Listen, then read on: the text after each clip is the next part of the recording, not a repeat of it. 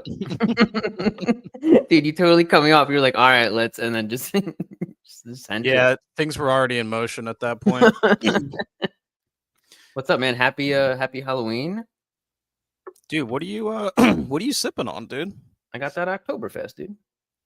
Bing. Is that one of those what are they, 6 point? That's that 6 point Oktoberfest. What you got? I got a Wow. I got a s'mores stout. Dude, cheers, bro.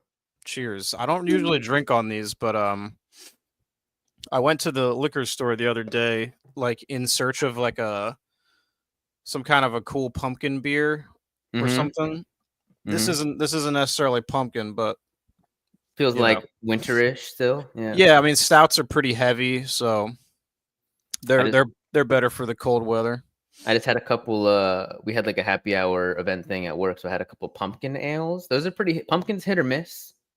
Sometimes it's good and sometimes it tastes like you're drinking like a pumpkin latte in beer form, which is gross, but they were good. Old Restless is in the house. What's up, bro? Very good to see you, man. What's good? Oh, did our audio just start coming out of nowhere and you were like I don't know what he means by that. I was another tab. Might have had this queued up in a different tab and then the audio just started and it was us just being Oh, that's exactly what happened. I guarantee. Okay. Damn. That's funny as hell. Yeah, dude. Fucking yeah, the start of the show started. That's funny. Well, thanks for being here, man. We're here to talk about 3 years on YouTube, which is exciting. Congrats, bro. Thanks, man. Crazy. Appreciate it. Yeah, we'll definitely get into all that. So this is being pitched as the 3-year anniversary of the show or the channel, Halloween special / Wild Wild West breakdown. So if you're looking forward to the conclusion of that conversation from like 2 live streams ago, we're gonna get to the bottom of that tonight. Tyler watched Wild Wild West. So spoiler alert, it's fucking sweet. Dude, it's so sweet, dude. Yeah, so yeah, that seemed to be a topic of discussion and last time around. So I figure like for the vibe of, these 2 dudes, 1 shelf shows, like I love the idea of just talking about literally whatever. So I thought Wild Wild West Halloween crossover was like the perfect perfect way to do it. Holland Oates is here. What's up, dude? That's good, Holland. Got all the real ones in here tonight. Starting us off here. Dude, how did we start talking about Wild Wild West last time? I don't know. I don't remember. I don't know how that came up. The cool thing about YouTube is we can go back and watch it. Oh man, that's terrifying. What's up, Sydney? Welcome back, Sydney. Good to see you here. Yeah, so if we can't remember by the end of the show tonight, we can go back and look at what was said in that video. I forget that these are like recorded things that now just exist on the internet after we do them. Yeah, no, you can always watch the replay, which is like I don't really ever do, or I haven't done yet. That'd be weird if you were just like hanging out listening back to all your own conversations. Well, since I've been doing this for 3 years now, I do have a good amount of videos on the channel, and so like sometimes I'll get a comment on a video from a while ago, like from two or 3 years ago, and I'll be like, oh shit, like I forgot I made this video, and then like I'll just watch it just to kind of see like if it still holds up by my standards now, like things like that, just to kind of remember what I said and like I'll be like, damn, I was kind of cooking on this one, stuff like that. I feel like when you go back to something that you made a long-ish time ago, you have more of an objective view on it than you do when you're like closer to it, and you can kind of be like, oh, this is actually good, or you'd be like, wow, this kind of sucked. I didn't realize that at the time. Exactly, right? Because like if I'm ever like making a joke in my video or something, like I'll be like, I've kind of premeditated the joke as opposed to like telling a joke organically. So like it kind of just sits with you for a little while, and then you're like, is this even funny? And like more than likely it's probably not, but like, you know, I like to think throughout my 3 years I've made a few funny jokes on the channel. So you get some laughs out of me. I like when I like when you use the little like that, like the the real little fart sound occasionally. Dude, yeah, I rewatched my Blair Witch video again not long ago, and that part took me out when I was talking about the Blair Witch movie from 2016. Yeah. And just showing its low scores on Rotten Tomatoes. The way it kind of like pathetically comes into frame, it just kind of really worked out. Sydney hitting us with a question. What films about mental illness hit you the most, if any? It's a pretty deep question, man. I'd have to think about that. Mental illness. About mental illness. I mean, we can just Google. I mean, I'm sure there's a million ones that I'm just not thinking about. That I'm just blanking on. I mean, Perks of Being a Wallflower. Pretty good. Does that count as mental illness? I mean, there's some characters in there who could definitely, you know, probably qualify. No, true. Dude, that movie's great. I need to watch that again. Good movie. I do think the book is better. Oh, did you read the book? Oh my god, yeah, dude. No. It's a great book. You haven't read that? Nah. Dude, nah. I was familiar with that book for like a long time before the movie came out. I know I sound very gatekeepy right now. But just like very good book. It's very short too. I've read that like a dozen times. Oh wow, okay. Donnie Darko, Shutter Island, I'm seeing Fight Club, Silver Linings Playbook. So interesting. Oh, dude, Coop, One Flew Over the Coop. My dad loves that film. I love that film. Yeah, there's a lot of mental illness. We got Oddharsh in here. What's up, bro? What up, Oddharsh? I'm assuming he means Perks of Being a Wallflower. Yeah, that book, I read that definitely way too young, for sure. There's a lot of like adult stuff in there. Nice. But it was very formative for me, for sure. Does Forrest Gump count? Forrest Gump rocks. It's funny to think of. I don't know if it's funny. Maybe it's problematic to even say that. But like, I don't really. When you're watching it, like, I don't really think of Forrest as like being. Maybe that's a hot take, but like, dude, and neither does he, and that's the whole. You know what I mean? Like, I'm not like thinking like, man, this guy's like, you know. Neither is he, man. He's just outlived. And at the end, you've heard Eric talk about him watching his Forrest Gump story. Yeah, our friend Eric, who watched Forrest Gump while on shrooms. And just broke down at the end. Not a movie I would watch on shrooms. No. I wouldn't want to watch any movie on shrooms, honestly. That's the real answer. Oh, Taxi Driver seems like an obvious one. I don't know how I forgot about that one. Blue Velvet's very good too. I haven't seen A Beautiful Mind though. Is A Beautiful Mind the one with John Travolta? Or am I making that? No, I think that's Russell Crowe. What's the John Travolta one where he can like do he has like a where he's like God or something? He has like ESP, whatever. He can like do stuff like with his mind, and he's like, "Yo, this is not that big of a deal." And everybody's like, "Yes, it is," and he's like, "It's not that crazy." And then, I think you're thinking of Phenomenon, but I don't think I've seen that movie. I feel like I've seen parts of that. Yeah, I'm not sure. Dude, Forrest Gump rips though. Wait, Premonition? Don't know Premonition. The Fanatic. Directed by Fred Durst of Limp Bizkit. Really? Yeah, he made a movie with Travolta. Dude, I need to watch that. Where John Travolta plays like a mentally challenged person, and it is like really in poor taste. Like his portrayal of like a mentally challenged person is like the most baseline. Like, oh no, it's very dated, and it came out 2020, I think. Oh wow. Were we Collective Clan are just like. I mean, it very quickly became like a cult, so bad it's good movie. I think is kind of the legacy that it has right now. Love that. 2019. Yeah, that one. I've never actually seen it, but I've watched a few YouTube videos on it, so I feel like I've seen it.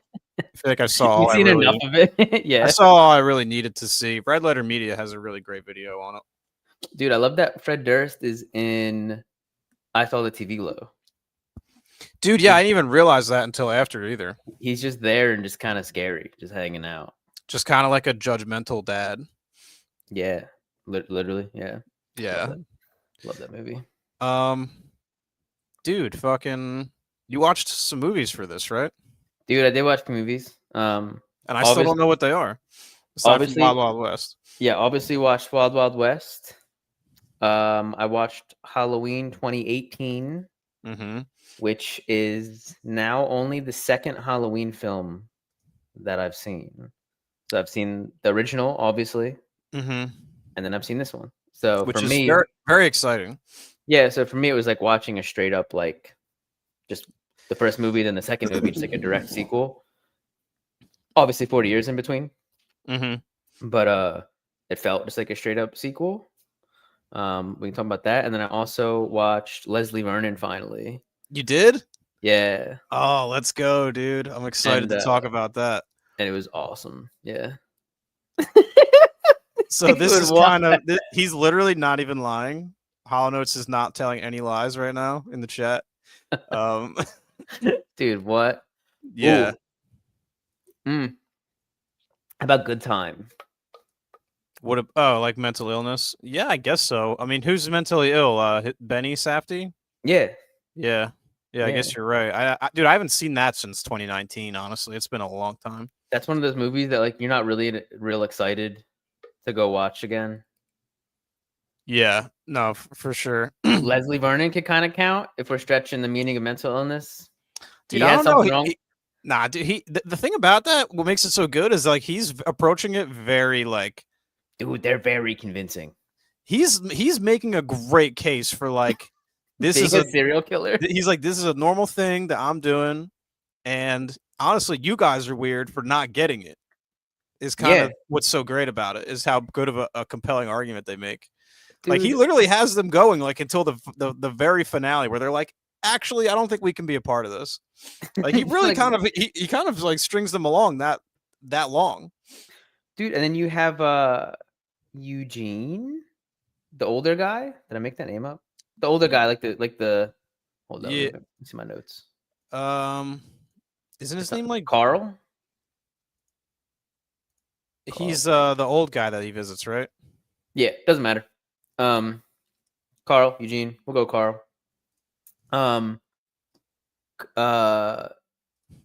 Him being like a character in it, and it being no. Even before that, the movie starts off and like Taylor and the crew are doing like you're like seeing like what they're filming. Oh yeah, it's Eugene, by the way. Sorry. Okay, Eugene.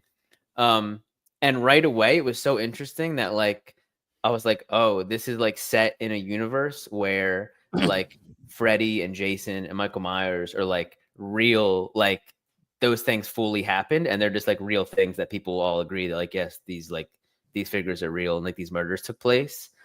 And that alone was so interesting. Dude, we tried to watch this movie probably 3 times back in the day. Yeah. I remembered when I tell you literally nothing, dude. Crazy. Well, I'm really glad that you finally watched it, man. So yeah, now that we're on the subject of Leslie Vernon, we'll just dive right into it. So yeah, I mean, a couple weeks ago, Tyler had asked me for, we're obviously going to do a Halloween special. So he asked me for some recommendations. Obviously, I suggested this one of my favorite movies, and having recently watched the original Halloween as well, I figured you'd be able to appreciate it because this is very much like the satirical sort of send up of that movie among other movies. So obviously not like a Halloween movie, although there are some vibes of that. But dude, yeah, did you happen to catch that like Jason and Freddy are actually in the movie? What do you mean? All right, so you know the character of like the guy who like shows up, who Doc Halloran, the Ahab. Yeah. Yes, that's Robert Englund. He plays Freddy. Dude, I felt like his face was like familiar, and I couldn't place why it was familiar. That's crazy. So obviously having him cameoing as the Ahab is fucking cool. And then Kane Hodder has a very quick cameo in the movie where I think it's very early on where they're like filming the houses and they're like recording like a guy at their front door. I forget exactly what's going on, but they're like he like slams the door in their face or something like that. But it's him. It's Kane Hodder from that's great. Friday the 13th. So that's awesome. Yeah, very cool cameos there. And then yeah, dude, I love Eugene's character too, where he's like sort of there as like a mentor figure. You know what I mean? Yeah. And it like him and his wife being super like seemingly normal and his wife being totally on board, like really like because like you don't meet a lot of people in the film, right? Aside from the kids, if you take the kids out of it, because they almost don't even matter anyway, it's like characters.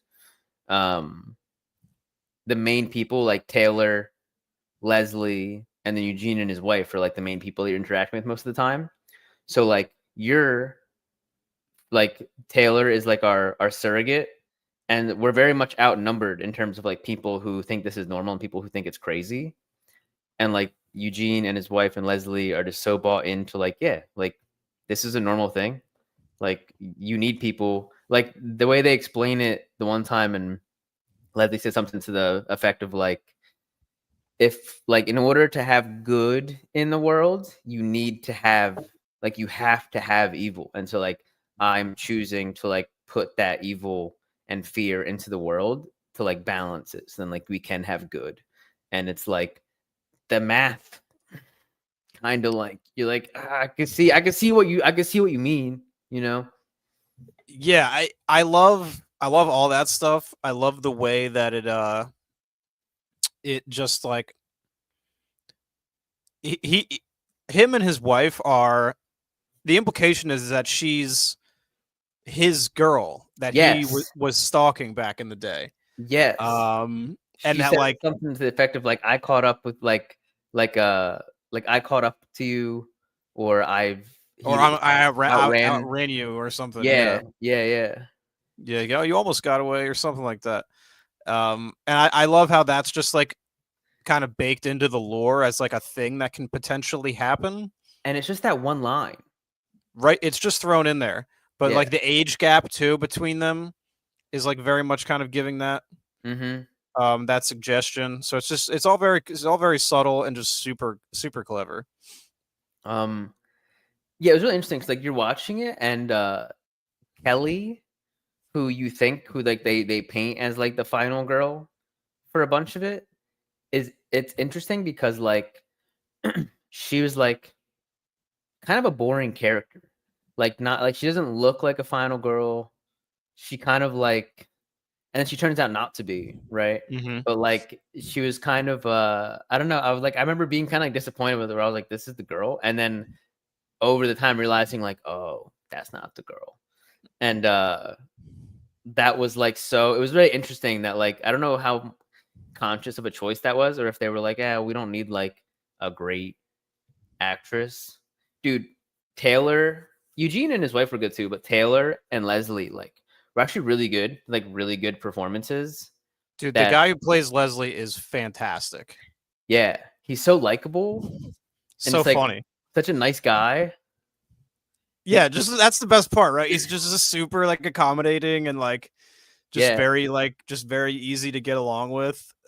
He's just like very calmly explaining everything, and he's like, this is how I do it. And he's like, it's just so funny, like all the things that they like go to the trouble of explaining that he does ahead of time, and kind of being able to kind of predict what they're going to do, because they'll ask questions like that, like, how do you know? And he's like, well, you know, you just kind of like, you know what I mean? He's just like, he just kind of knows. It's fucking hilarious. Yeah, they do like a really good job of there's very few movies that do a good job of really balancing like that meta-ness to where it doesn't feel like it dips into, I feel like if you do it too much, it dips into like just feeling like parody. Right? Where you're like, oh, you're just like, it gets too meta to where it's like just funny, and you're like, oh, okay, haha, I see what you're doing here. And they do it just enough that it makes it really interesting that you're like, oh, they're talking about like him talking about doing cardio, and he's like, you have to like be fast but make it look like you're just walking the whole time. Like shit like that is so good. Yeah, it was great.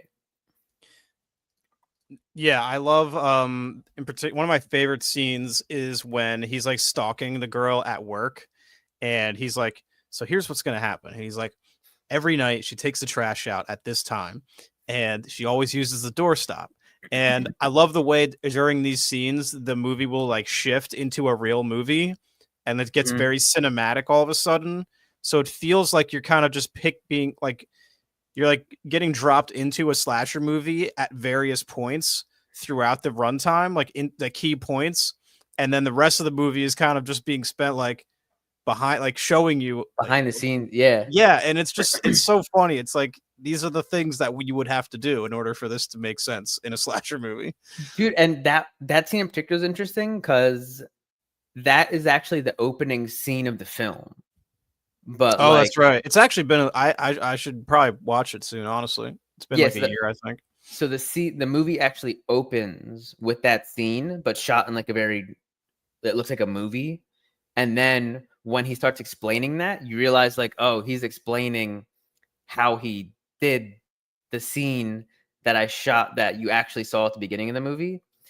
And one of the most interesting thing was, a couple months ago we had the found footage show. We were talking about like how there's like lots of ways that you can fuck up a found footage movie to where it takes you out of it.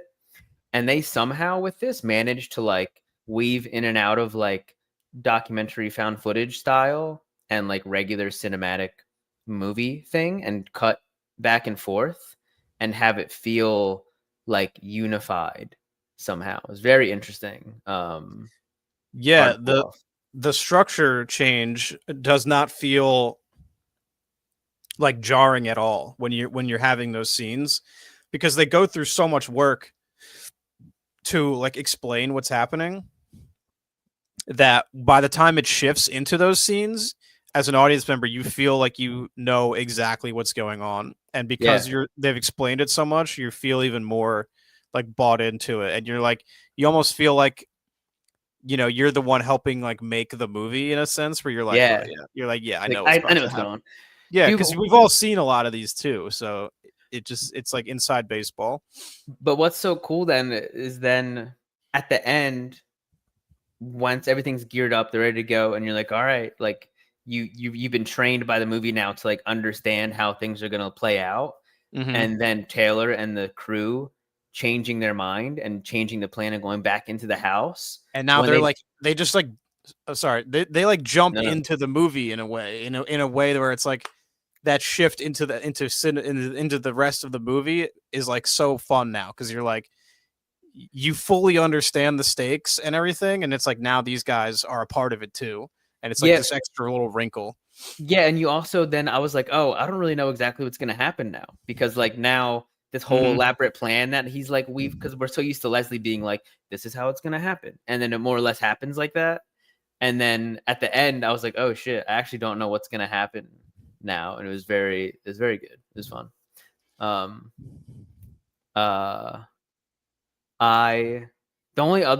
only not gripe, but like I felt like I wanted the ending to be like more the end kind of like whole end sequence last like 20 minutes to be more like scary, like like it never got like fully like you know what I mean?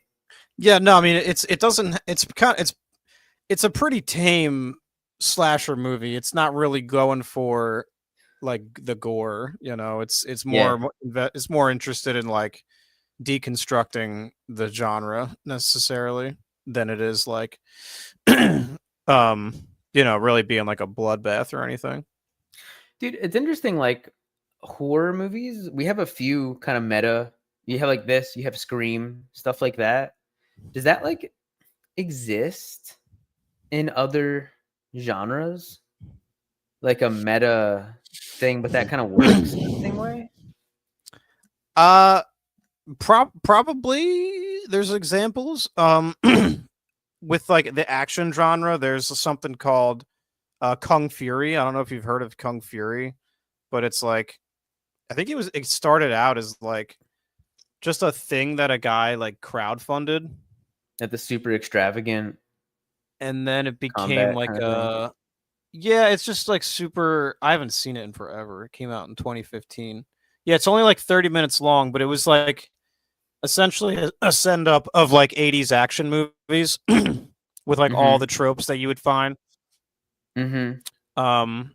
Like I'll just read you the log line. It's like in 1985, Kung Fury, the toughest martial artist cop in Miami, goes back in That's time to kill the insane.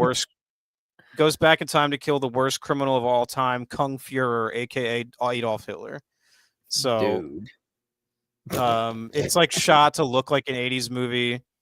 It's pretty ridiculous. No, but So like that still isn't.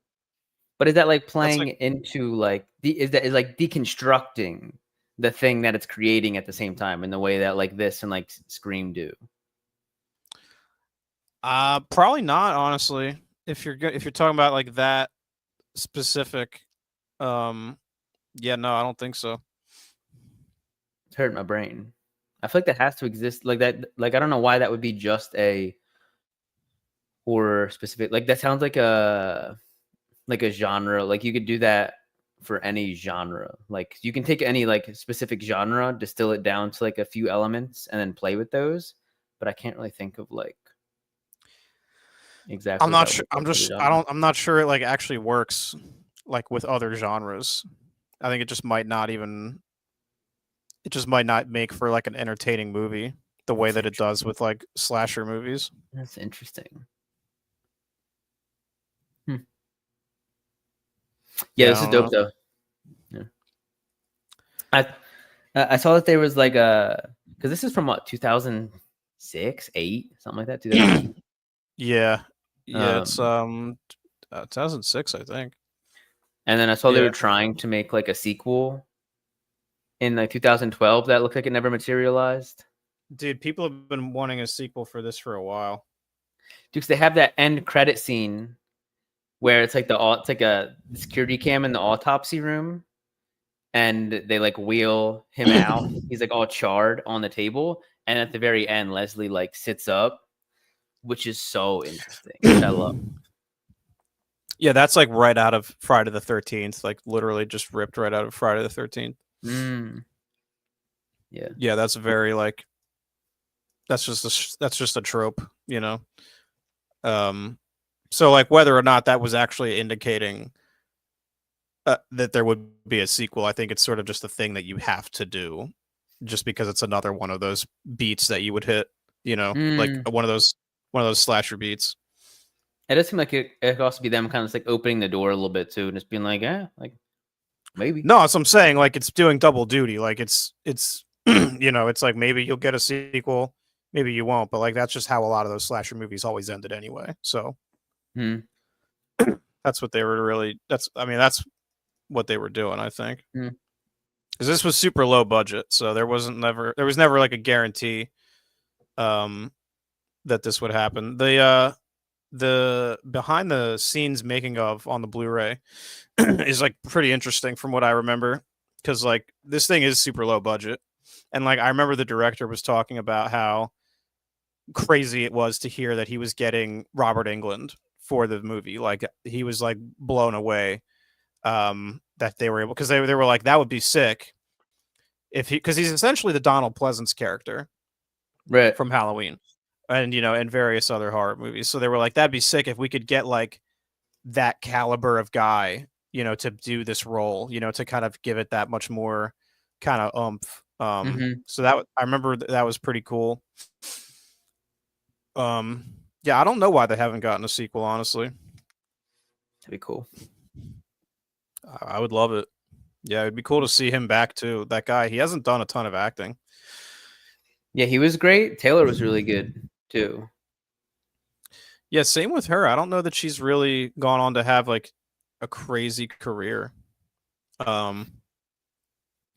She's one of the little girls in Home Alone. I know that. Oh, interesting. And yeah, I don't really see much more. In Home Alone? Yeah. Yeah, she's one of the kids in Home Alone. Oh wow, that's funny. Yep. When did you first see this? Dude, I saw this a long time ago. Like, I want to say I saw this like on Netflix, like when Netflix started to like just start, basically. Like, Damn. because I remember specifically, like, I remember when I discovered like Netflix instant streaming. And I was like, I literally brought my Xbox to PJ's house, our friend PJ. Yo. And I like hooked it up, and I was like, yo, like, look at this shit. Like, I can we can we can just watch any of these shows or movies like right now. And back then, Netflix had everything because they were the only game in town. So like, yeah, every like you had Disney Channel shit, you had Paramount shit, you had like everything all in one. dude, that shit was so cool. So it was much more impressive back then, I think, than it kind of is now. But anyway, that was around the time when I first saw this movie. Damn. And it's always been one that I've really liked. That had been like shortly after it came out. It sounds like 2007, 8. You know, man. At that time, it would have been closer to 2010, I think. Okay. When me and Pete were like hanging out. Brought your Xbox is crazy. Oh, true. Yeah, early high school. Yeah, like the 360. It would have been. So, but that's cool, man. I'm really glad you finally watched this. Yeah, same. Finally, dude. I literally zero you know, like a lot of times, like you'll be watching something you haven't seen in a really long time, and certain little a shot, a line, something raises a little flag, and you're like, oh, okay, I kind of remember this a little bit. None of that whatsoever. Yeah, a specific actor or a specific scene or something. Nothing. That's hilarious. Well, I'm glad that in that sense it's nice because it was totally fresh experience. Yeah, literally. All right, dude. I feel like that's good, pretty sufficient analysis of Leslie Vernon. Now I'm really excited to talk to you about Halloween 2018. And I'm really glad that you watched this because you're essentially a blank slate. Like it is hard to find like, you know, a horror fan who hasn't seen every Friday the 13th, every Nightmare on Elm Street, and every Halloween movie. So getting that fresh perspective, especially considering you've seen this and you've seen the movie that it's a direct sequel to, and you have none of the other bullshit. Because Halloween, that franchise has like 6 different timelines. Like you could watch Halloween 1, 2, 4, 5, and 6. And then like H2O and Resurrection. You could just watch like Halloween 1 and 2.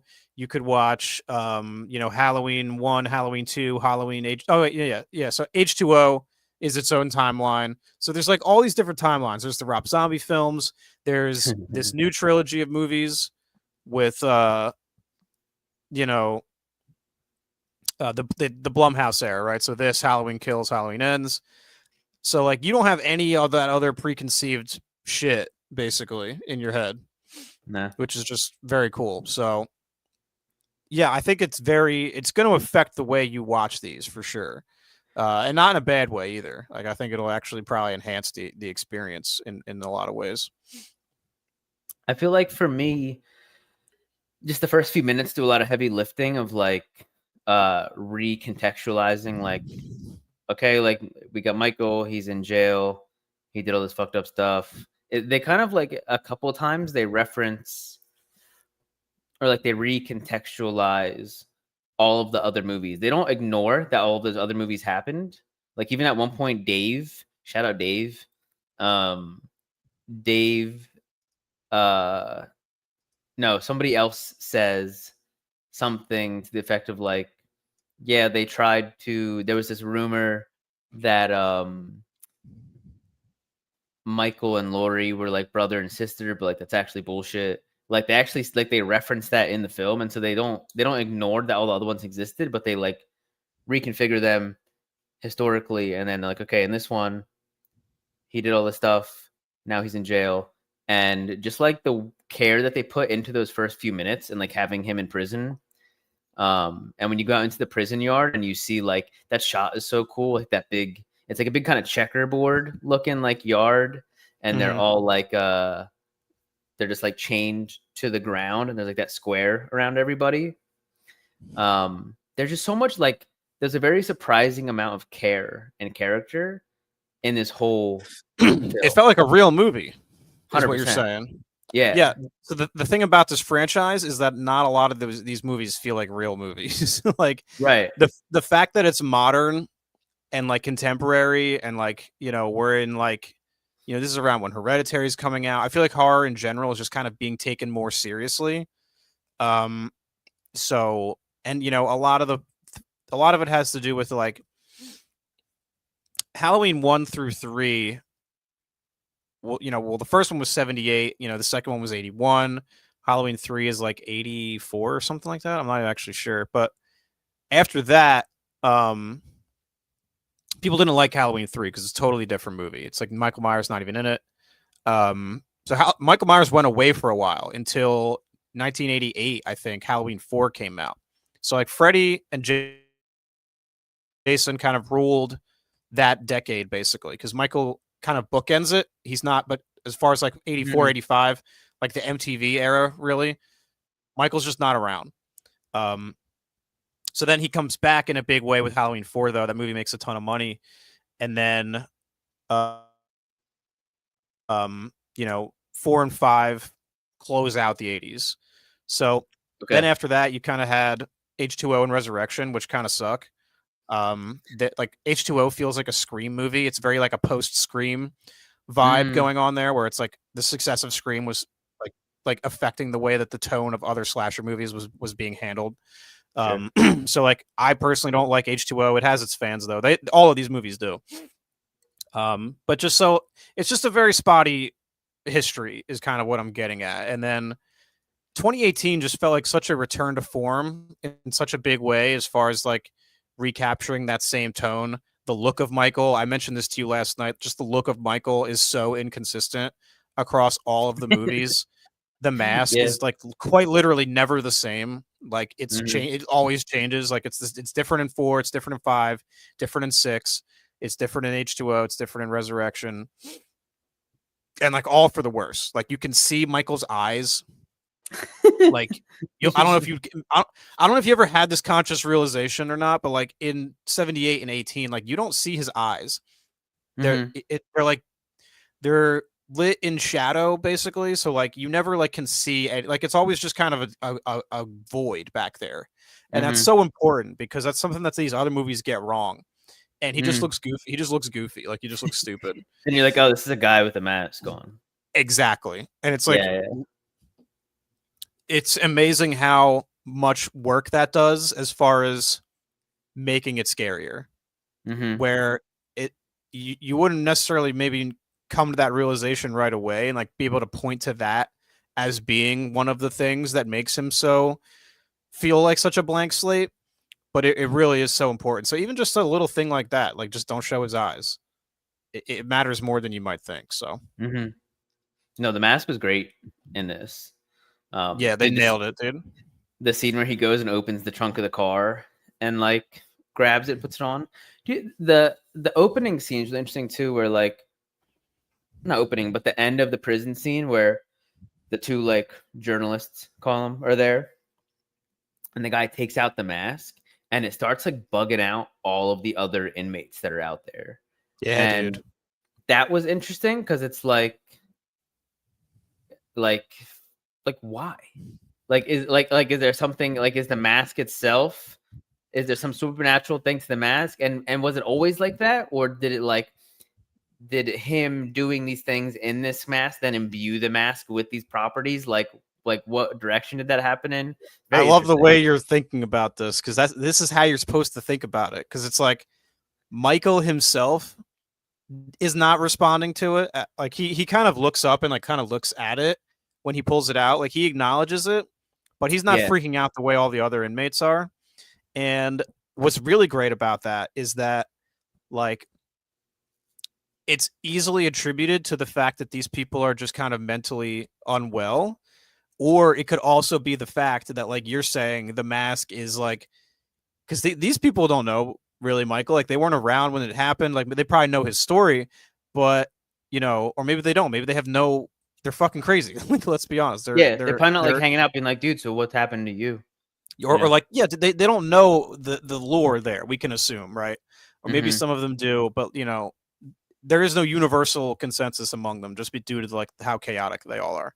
So for them to all collectively start to bug out, it could be just like a byproduct of like Michael's aura, you know, or it could just be the fact that they're insane. So it's like that's what Halloween is about, is like not really spelling out like, yo, he's supernatural, like he's got demon powers, and this is the name of the demon that gives him his powers, and like, dude, do they do that? Do they do that in one of them? No, they don't ever actually do that. Not so specifically, but like, I'm just saying, like, see how annoying, like, see how ass that would be, like the reaction that you just had, like, that's what I'm saying. And you're like, oh, okay. Like, they kind of just present things, like the good Halloween movies kind of just present you with ideas, and they're like, they just kind of like, what do you think about that? Like, what do you think this could, like, what do you think this means? You know, and like, and yeah, so like, you know, I have problems with this movie, but dude, the experience of seeing this in theaters was fucking awesome, dude. I was so excited for this movie. When like, I don't. Yeah, go ahead. This is 2018. When was the most recent one before this? 2009. Wow. So did you see that? And what even was that? Was that Rob Zombie? That was Rob Zombie's Halloween 2. Was the movie that was the last one before this. So was this the first Halloween film that you got to see in theaters? Yes, it was. That's awesome. I was hanging out in theaters. I was hanging out with Pete, his girlfriend at the time, Allie, our friend Lorenzo, and our friend Eric. And we were all hanging out one day. We were like at Chipotle, I think, like already. And Chipotle used to be by the movie theater. Oh, yes. Yeah. If I'm not mistaken. Yeah. And I was like, yo, that new Halloween movie is out. Like, we could potentially like go see this right now. Like, kind of just like, but like only if you guys want to. Meanwhile, in my inside, I'm like, I really want to fucking see this movie. And like, I was kind of with them. So like, I would have had to wait, you know, until another time. So like, selfishly, internally, I'm like, I don't give a fuck if you guys want to see this or not. Like, I'm just trying to see this right now. To watch that. And so thankfully they all went along with it. So like, we all went and saw it, and it was just fucking awesome, dude. Like, the scene, that's a great movie squad. It was a great time, man. That scene in the beginning where he's yelling, say something, and it's crescendoing, and it does the smash cut to the title card, bro. Dude. It is one of the hypest moments, because like, you have to think about how that moment hits when you haven't had a new Halloween movie since 2019, and it's one that not many people like. And I'm like, my favorite horror movie is Halloween still, even at this time. So like, just the excitement was through the, like, the only thing that's comparable for me is how I felt when The Force Awakens was coming out, because like, wow. Oh, true. Because those two movies for me were like foundational. Like, obviously I loved the OT. I had them all on VHS. I would like take them with me on sleepovers, you know, to my grandpa's house. Like, grew up with Star Wars, like loved that trilogy. Okay. Halloween was like the version of those movies, like same impact, same time frame of my life, but one that just terrified me. And then I grew up to really like. So like, foundational movies, cannot remember a time when like I wasn't a fan of those movies. So like, that's how I was coming into this movie. And you know, just to kind of give you an idea of like how fucking stoked I was for fucking 2018, bro. Dude, that's so awesome. That smash cut is absolutely insane. Like, I wasn't so good. Like, I was it's so like, I hate this term, but it's very accurate here. That edit, everything about it just like oozes style, and I wasn't really expecting that from the movie. So when that happened, I was like, all right, this is what we're doing. Dude, that's so interesting. So like, what were you expecting going into this movie, right? Because it's like, you have no other frame of reference. You know that there's like 13 other movies, I'm assuming, right? So let me also just ask you then, like, what was your assessment of the franchise in general? Just kind of, I guess, based on what you've heard, either from me or just kind of your this is you're just general zeitgeist feeling. I knew, so I like the original. I need to go back and watch the original because I liked it, but I was honestly kind of like underwhelmed by it. But only I think that comes from me hyping because I'm like it's Halloween, it's Right, like right. It's the first one and blah blah blah, and expecting it to be like this like extravagant thing, because then going and watching this one and not really I didn't know what to expect out of this. I wasn't really expecting, not that I wasn't expecting much, but I wasn't like expecting anything specific, right? And then this one really did the things, like scared me in the way that you talk about the original, where so much of it I was like, oh, like this could just happen, right? And like that's what's terrifying. Like he was, especially the scene on Halloween, he's walking down the street and there's just like a garage open and he That's goes all in. like a one take too. Yeah, he goes, grabs the hammer and then goes inside and just like bashes somebody. And I was like, oh, okay, that's because like on I remember me going, sorry. No, you're good. I'm having the same thing going on. Dying. I remember me going trick-or-treating in my grandmom's neighborhood where we used to go, and there were some houses that would do like a garage thing, right? They had like the garage in the back or the side of the house, and they would like deck that all out for Halloween. That's where you like go in. It's kind of spooky. You go in, somebody gives you candy. And so I saw that garage in the background, and that's not what's actually going on in that scene. It's just a garage with the light on. But because I have that connection to it, I was like, oh, okay, Halloween, garage. And it like really put me there.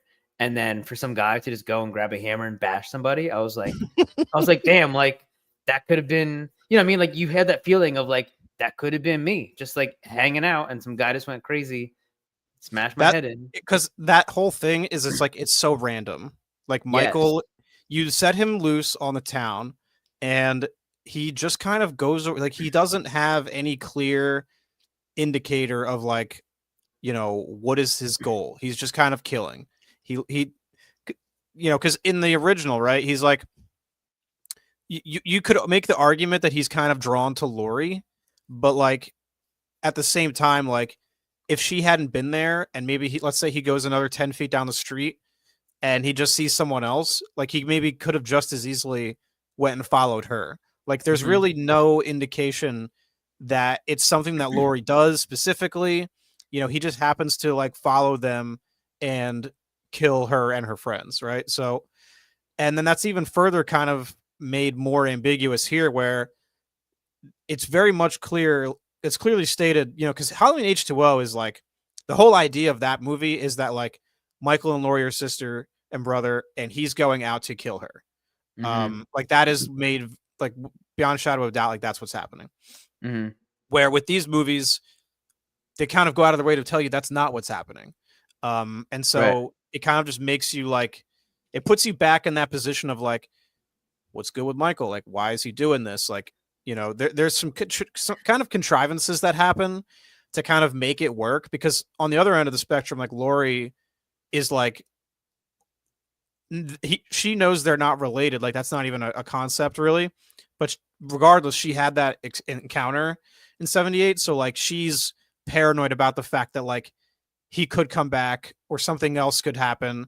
So it kind of defines her whole life, which is like kind of a problem that some people have with this movie, because it doesn't feel like logically consistent. Like, what did you think about that? Because in reality, she had this experience, 3 of her friends got killed. Would you really be like that 40 years later? Like, people in, all the Halloween fans have spent years dissecting this and kind of arguing back and forth, like whether her portrayal, because she's effectively gone Sarah Connor, like Terminator mode. Like it doesn't feel necessarily to some people like this is a logical progression of that character. Dude, I like, honestly, neither of us can even begin to fathom the trauma that you go through when you spend a night running from a potentially supernatural giant dude and watch him slaughter all your friends and then almost kill you multiple times, and then you definitely kill him. You definitely kill him. You watch somebody shoot him. He definitely dies, right? Well, he definitely got shot 6 times, which right. So he definitely fucking dies. 99.9% of people are not getting up and walking away from that. He falls down at least 10 feet, and you're like, cool, this guy's dead. And then he's not. Like, the idea that doesn't drastically, completely shatter the whole way that you see the world and like what you like, your whole sense of like paranoia is crazy. Like her character, like her character arc makes perfect sense to me, if I'm being honest. So I love this take, right? Because I totally agree. Like, I don't even necessarily disagree, but this is where Halloween H2O comes in. And H2O and 2018 are compared a lot because H2O tells a similar story. It's Halloween 20 years later. So like this is 18 is 40. So it's effectively, they're kind of doing the same thing, only in H2O, it's the brother-sister story. And instead, Laurie Strode is in like witness protection. She's going under a different name. She's lives in California, like totally across the country. And she's still kind of like an alcoholic, but she's kind of just like, you know, she's got like a boyfriend. She has a kid that she's like very overprotective of, played by Josh Hartnett in his first role ever. So like that portrayal, you still have all that trauma, you know, the alcoholism, like hallucinating that Michael's around the corner, all that stuff, but she's just not like a doomsday prepping, gun-toting, like badass. So instead, she's kind of just like handling it the way that most people would, I guess, just without like becoming like militarized, essentially. Like it's a lot, like both are kind of logical progressions, but one feels a little more realistic in terms of what most people would actually do, like not turning their house into a trap, like with, you know, bolts that shoot through the basement, which is admittedly fucking sick, by the way. It was really sick. And like the way she's clearing doors and shit, and like all of that stuff is sick, but the argument that people make is that it's not really realistic. Like people just don't do that.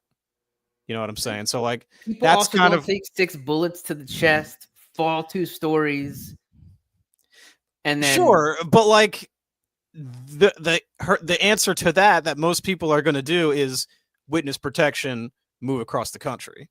Like they're not going to do all of that and then become like just like strapped the fuck up, convert their house into a trap. You can kind of see what I'm saying, right? Like it's not really what anyone would actually like. There's no, people don't do that really. I mean, not everybody would, right? Like to that extent, though, to that extent is what we're saying here. To where you turn your house into a trap and train your kids from birth how to, like, the way she responds would be appropriate in a Terminator movie where the literal apocalypse is coming. Like that it feels more attuned with something like that. Is kind of what I, you know, and most people kind of say. Dude, well, like if it's how much different is certain death than like the apocalypse? Listen, I get it. I'm just trying to make you see. I hear you. Yeah, I'm trying to explain. I'm arguing against everybody else that you're trying to explain their viewpoint to me.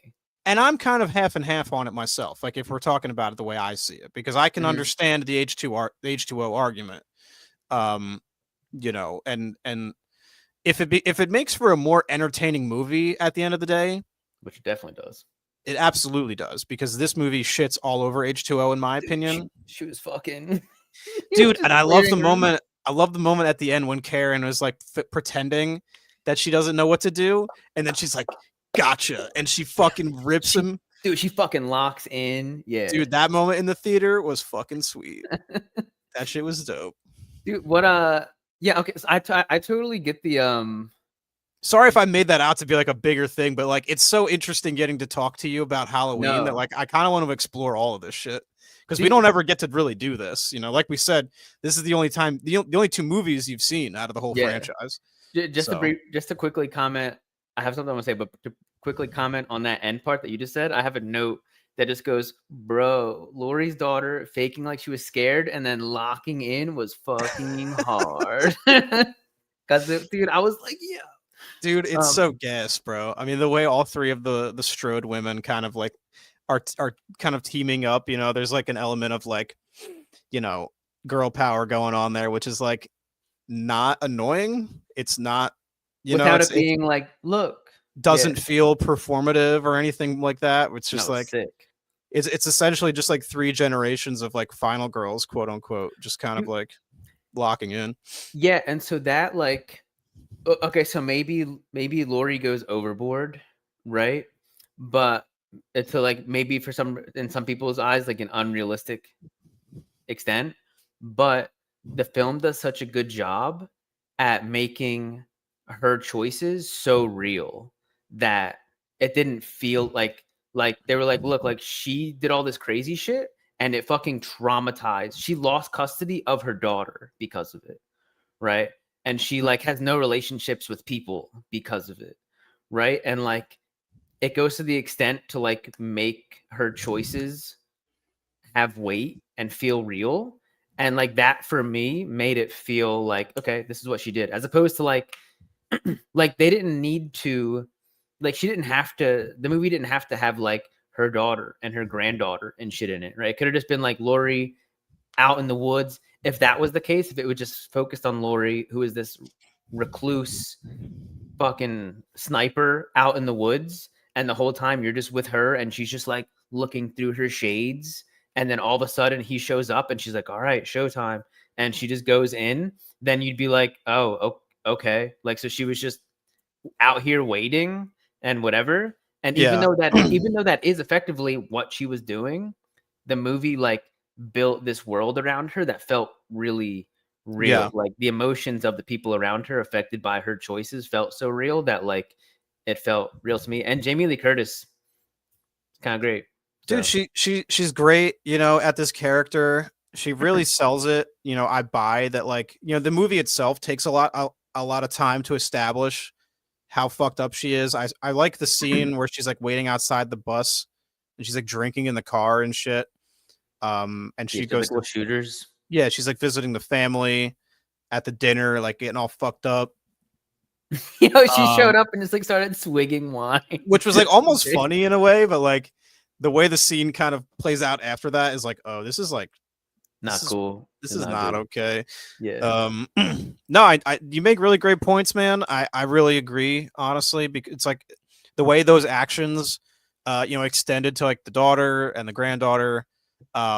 Yeah, it just makes it feel more like, yeah, maybe she was like, maybe this was unnecessary.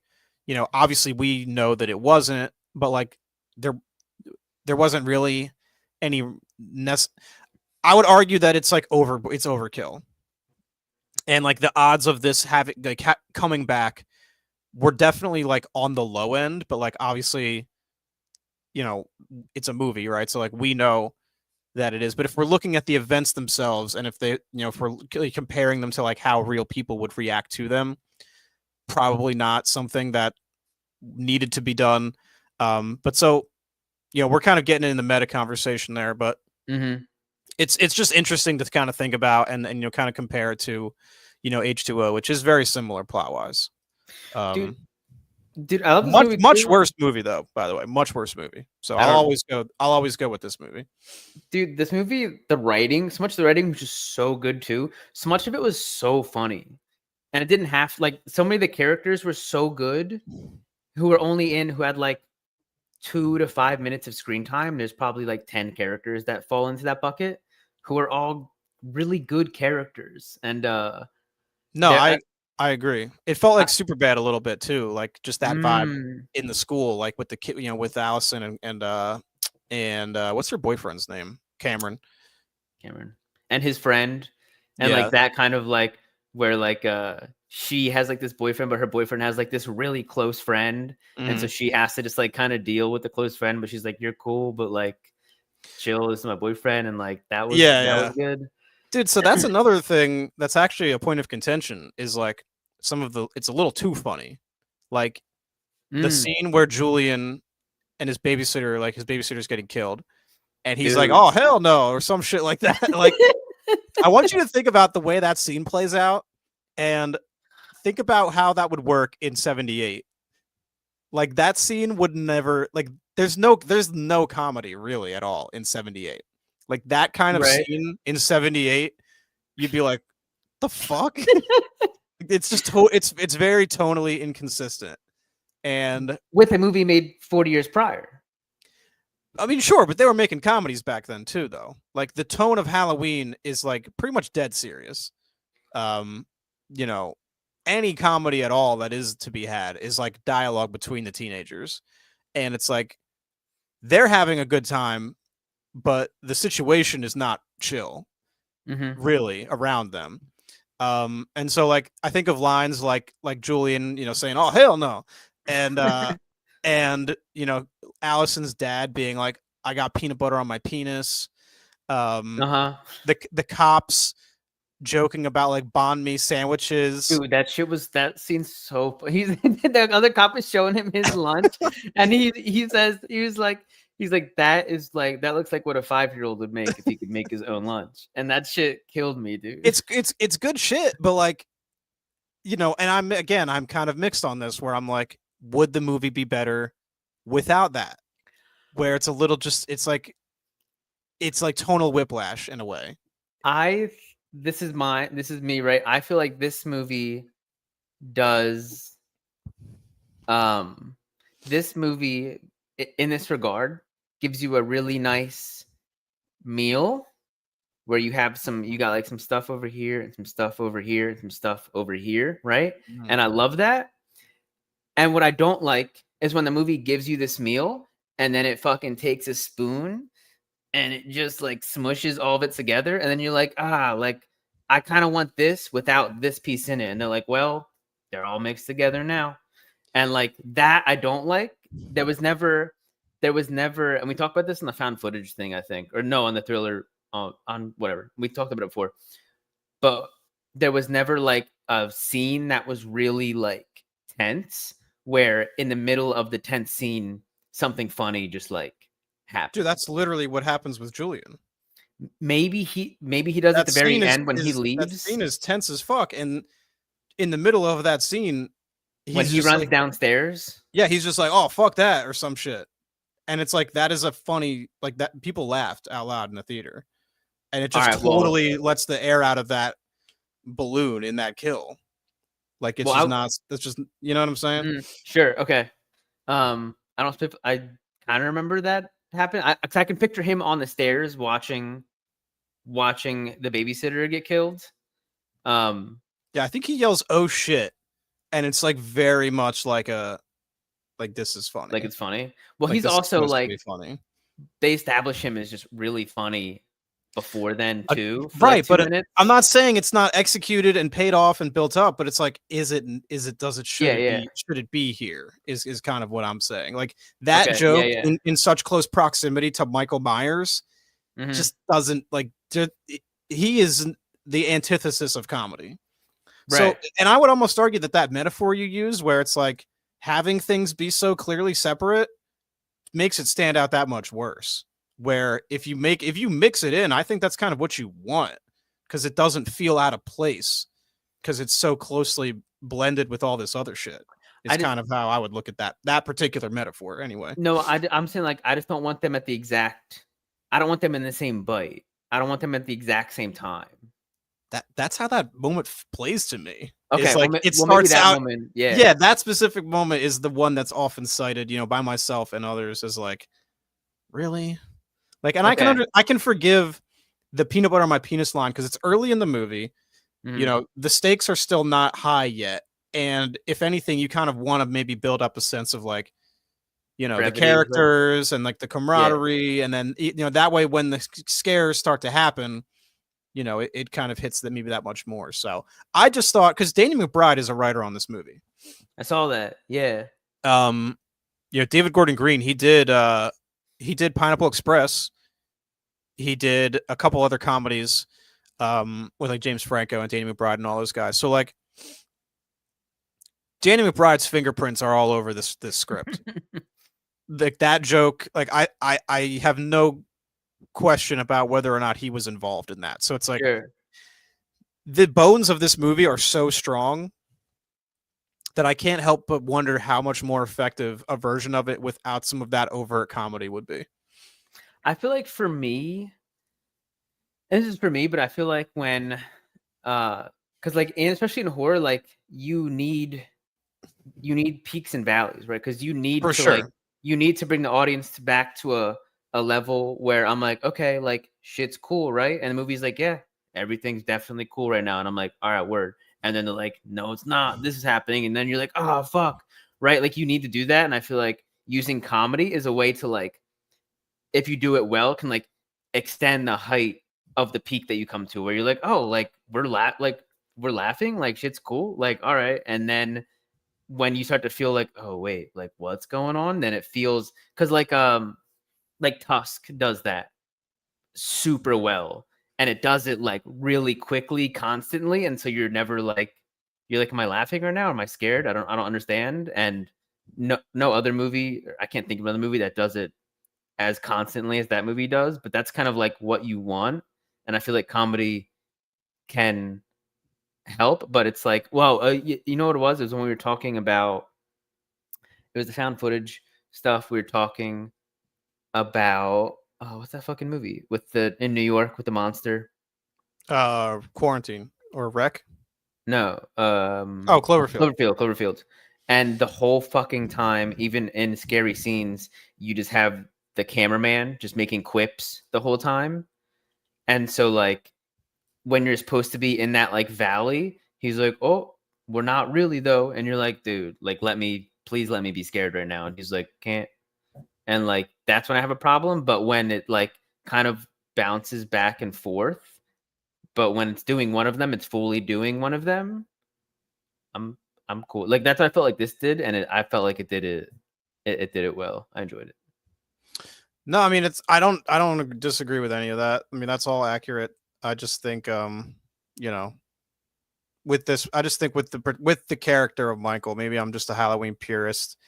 You know, you can, I don't even hate the fact that it's there, and like I acknowledge that it's like it's 40 years later. Movies in general are just different. Maybe you want to market to, you know, a younger audience or something. But just maybe just dial it back a little bit. Like you feel like it's too much overt comedy. Well, you make the point that it should like it shouldn't come after the scare, I think is more or less what you said. It just shouldn't come at like the same like in a scene where it's obviously tense and you're like waiting for like the scariest thing to happen, for somebody to be like, haha, in the middle of that. Then it like that's exactly what happens in that scene for me. But it's just okay, but it's just that one. I don't think it did that anywhere else though. It's there's very few, like there's really not even that many moments of comedy, but the ones that are there are just so pronounced. You know, but the thing about I give the cops a pass, because that feels more closely, that feels closer to like actual character dialogue. Yeah. You know, like it makes them feel like real characters, and then so whenever they wind up dying, I think really ultimately I just have a big problem with that way that scene plays out with Julian and his babysitter, because it's like Michael's like in the closet, like, you know, it's very classic shit, and if the stakes are high because it's like a kid in danger, and like she runs in and like, you know, tries to help him and stuff, and it just really deflates the tension in that particular scene for me. And like we're like leaving the second act going into the third act by this point, so like this is when things are starting to really like ramp up, and I think by that point in the movie, we should have left things like this like behind. Not necessarily even upset that they're there, but just yeah, I don't know. I just didn't agree with that particular decision, and just kind of like the Danny McBride of it all is like it feels like such an easily addressed issue where it's like, oh, you're gonna hire this fucking comedian to work on your Halloween film. Like, I don't know, that it just, I'm not saying he's not a huge, obviously he's a fan of the franchise, obviously you can tell that from the way the script goes, but I think he needed some a little more self-control to kind of just reel himself a little bit back in and kind of leave that shit out. I can see that. I can also see like maybe this is total speculation, but like I could see them, because like I don't think any other scene does that in the way that scene does that. It's the most egregious instance for sure. And I could almost see somebody being like, hey, we can't kill this kid in this scene. We don't want to insinuate that this little 7-year-old is going to get murdered in this movie. So can we like make it more clear that he's not about to get killed? Like I could actually see something like that happening, and then being like, how the fuck are we going to do that? And then just like make the scene lighter, and then be like, how the fuck are we going to, you just want to just make this murder scene lighter? And then be like, yeah, please somehow. And be like, all right. I could see some bullshit like that happening. I could see that too, but then again, it's like an R-rated slasher film, so it's like I don't necessarily go into those with the expectation that like a kid can't die. Yeah, because he literally kills. He kills that kid in the beginning of the movie. Dude, how good is that whole sequence? That's a great sequence. They're having like some sort of like this inane dialogue about how he wants to dance and shit, and like that is even skirting the line of like a little too comedic, because it's like it's just such a fucking bizarre thing for them to be talking about. Dude, no. Okay, I'm pushing back hard, dude. So that isn't a funny sequence. In like 45 seconds, that sequence made me care about this fucking random kid that has been on screen for like 30 seconds. Well, yeah, he's got like that. It's a very clear case of like casting an actor because they feel like a real person. He's got like this very like deep voice for a kid. Like he's got all this character stuff that's like immediately he looks a little kind of like beat up. Very much just helps make him feel distinct. And the dialogue he's having with the dad, like I think it's just the fact that he talks about wanting to dance instead of like going hunting with his dad. Like it's very much like that's a funny thing. Like, no, Dad, I don't want to do the masculine thing that you want me to do. I want to be a dancer instead. Like it's a very random thing that's flirting with being like a line out of a fucking South Park episode, like with the Zac Efron, the High School Musical thing. Like that's how I look at that. Dude, that felt to me like that was like a father and son having a very uncomfortable conversation that the son has been wanting to have for a long time and just couldn't, and hit a point where he was like, fuck this, like I need to talk to my dad about this. And they were having this like really tense conversation that kid was going to be like 40, and he was going to remember like, damn, I remember having that conversation with my dad that one time when I was a kid. And it was going to be like this formative time for him. And like in less than a minute, it made me be like, oh, okay, like these are real characters because they're having like a real conversation about this life that's bigger than like, they weren't just like, because that could have been like them just driving and being like talking about whatever, or him just being like, all right, you ready to go hunting? And the kid being like, yeah, Dad, I'm ready to go hunting with you. I like that. And then they could have just done that. And you would have been like, all right, well, these are fucking hunters. Well, and instead you were like, oh, these are the father and son. No, I 100% agree with you. But you can't deny the fact that like that's literally like there's other ways they could have achieved the same result of that conversation to have that same effect without him literally like being like, actually, Dad, like I want to dance. Like there's like they could have been talking about like a family member, something very specific that can instill that same sense in you that like, maybe they're both worried about a family. Like there's any endless number of possibilities. But like I see that line and I think of Danny McBride and I'm like, this is like a funny thing that he thought was funny.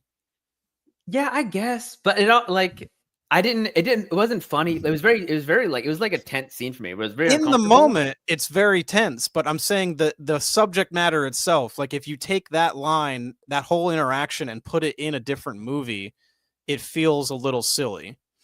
Like, if even more so than it maybe does here, because like they literally get interrupted by that. That conversation gets interrupted because, oh, now we have to deal with Michael Myers.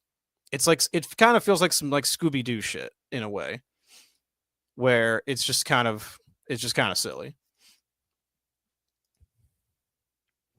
Did not feel silly to me.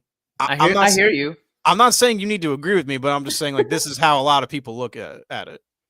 And again, I'm not necessarily arguing on behalf of these people. I just think it's important. Like, if I just told you how I felt about the movie, like that kind of gives you one perspective, but I think it's also kind of important to kind of just show like what the fandom at large, because that is something I'm kind of plugged into, admittedly, feels about the way certain things are handled with this movie in particular. So, not necessarily looking to like debate you, really. I'm more just kind of like, it's, I don't really give a fuck about that. Like, your reads are all super genuine and authentic. You literally have nothing influencing you one way or the other.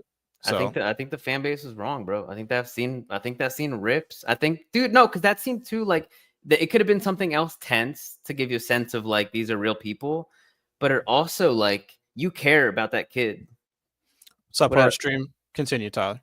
When he goes in, like when he's out there, because then he comes out, he pops out of the car and he's strapped up, like he locks in, right? Dude, he accidentally shoots Sartain. In that moment, you're like, a nice shot, dude. In that moment, you're like, oh, Sartain's dead now. Like, you don't expect him to even survive that. And then when you find out later that he's alive, you're like, oh shit, Sartain's still alive. Dude, yeah, he pops out. He pops out with the gun. He's like, don't shoot, and then he's a pop. Like, that's people laughed at that. Like, that part is funny too.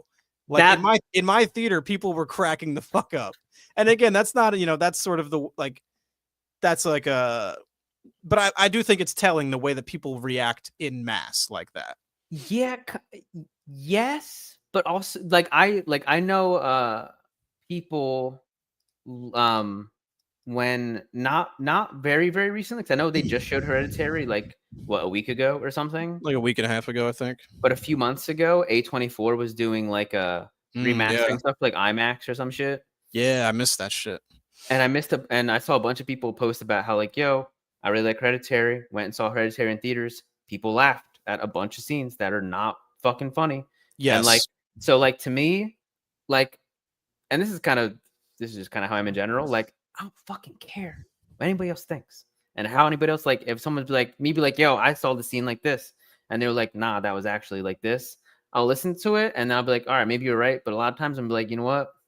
I don't really know you. Don't care what you have to say about this thing. And like, that's how I'm coming from. I just think, I mean, it's interesting that people can have that read on it. And I think it's interesting to like discuss that. But like, I don't think I'm never going to imply that that's how you should feel about it. No, yeah. Or that they're wrong for thinking that way. I think people would also go into and like be over analyzing, like, all right, like I'm a big horror film fan, I'm a big Halloween fan, and like now there's this reboot and it's gonna be all new and fucking Danny McBride is on it, so like I'm sure there's gonna be a bunch of shit that's funny when it shouldn't be, and then they're sitting there watching it and you're waiting for like something to be funnier than it should be, and then everything that could kind of be like that, you're like, all right, that was funny. But to me, I was just like, all right, just fucking watching this movie. You know what I mean? No, I 100% agree. And, like we're really honing in on the comedy, but I think for every moment of comedy, there's like 3 instances of like really legit tension. Like, we haven't even talked about that whole bathroom kill. Like, dude. Like where he drops the teeth over the fucking stall door. Dude. Like that scene is so fucking, it was fucking hardcore. Real quick, we got Horror Stream 2018. It's mid to me. Fair enough. The Thriller program, that's already on the channel live. I'm not sure I think you're referring to the replay, but yeah, that's available to go watch right now. Yeah. Best movie you two have seen at the cinema together. Wow, great question. This is almost too hard because we've literally been going to the movies together for like 18 years, Dude, 17 years. I don't even know. Dude, we had a couple year run back, I guess like end of high school into that first year out of high school where we were going like regularly together. Me and Mark have known each other since second grade. We haven't lived in the same state really in like almost 10 years now. So it's been a little whenever we visit each other, we try to catch a movie. But we used to see a lot of stuff. The first one I think of was actually seeing Wolf of Wall Street together. Damn, we did see that together, didn't we? We saw that late in its cycle, and we had the whole theater to ourselves. And I remember like watching Wolf of Wall Street with just the two of us, and like and that was sick. Dude, I almost want to say so. The question is best movie, but I almost think like the situation is best experience. Yeah, that's kind of how I look at it. So like, we saw Don't Breathe in theaters together, right? Yeah, we did. They killed money. Dude, was that the same year as The Gallows? I feel like it was. Those are all like the same fall in my head. Don't Breathe was 2016. How about It Follows? The Gallows was 2015, and It Follows was 2014. So I almost just want to go ahead and say 2014 through 2016. That's what I'm saying. We were on some shit. Anthony's Horror and More is here. What's up, dude? Good to see you. I like that exchange of dialogue between the father and the son. I think there's way worse dialogue in Halloween, such as "I got peanut butter on my penis." No, I 100% agree. I'm thinking about all the instances of comedy and kind of thinking about their overall effect across the entire sort of timeline of the film, right? And like, you know, there's going to be certain instances where it works better than others. And while I really will go ahead and say like, all of the dialogue, like it's a natural, effective scene. The casting of that dad and son, they felt like real people. Everything down to the casting, like the weird character quirks that they have. It's just something about that specific subject of like it's literally High School Musical. He doesn't want to play basketball. He wants to sing. Like I can't make that separation. Maybe this is on me. I really don't think I'm crazy though for having that association with it. No, it's kind of where I sit, and I'm not hanging this on the entire film. It's just like I think about that particular scene, and I'm like, that's interesting. Yeah, no, and I'm not. Maybe last thing on this, and I'm not trying to.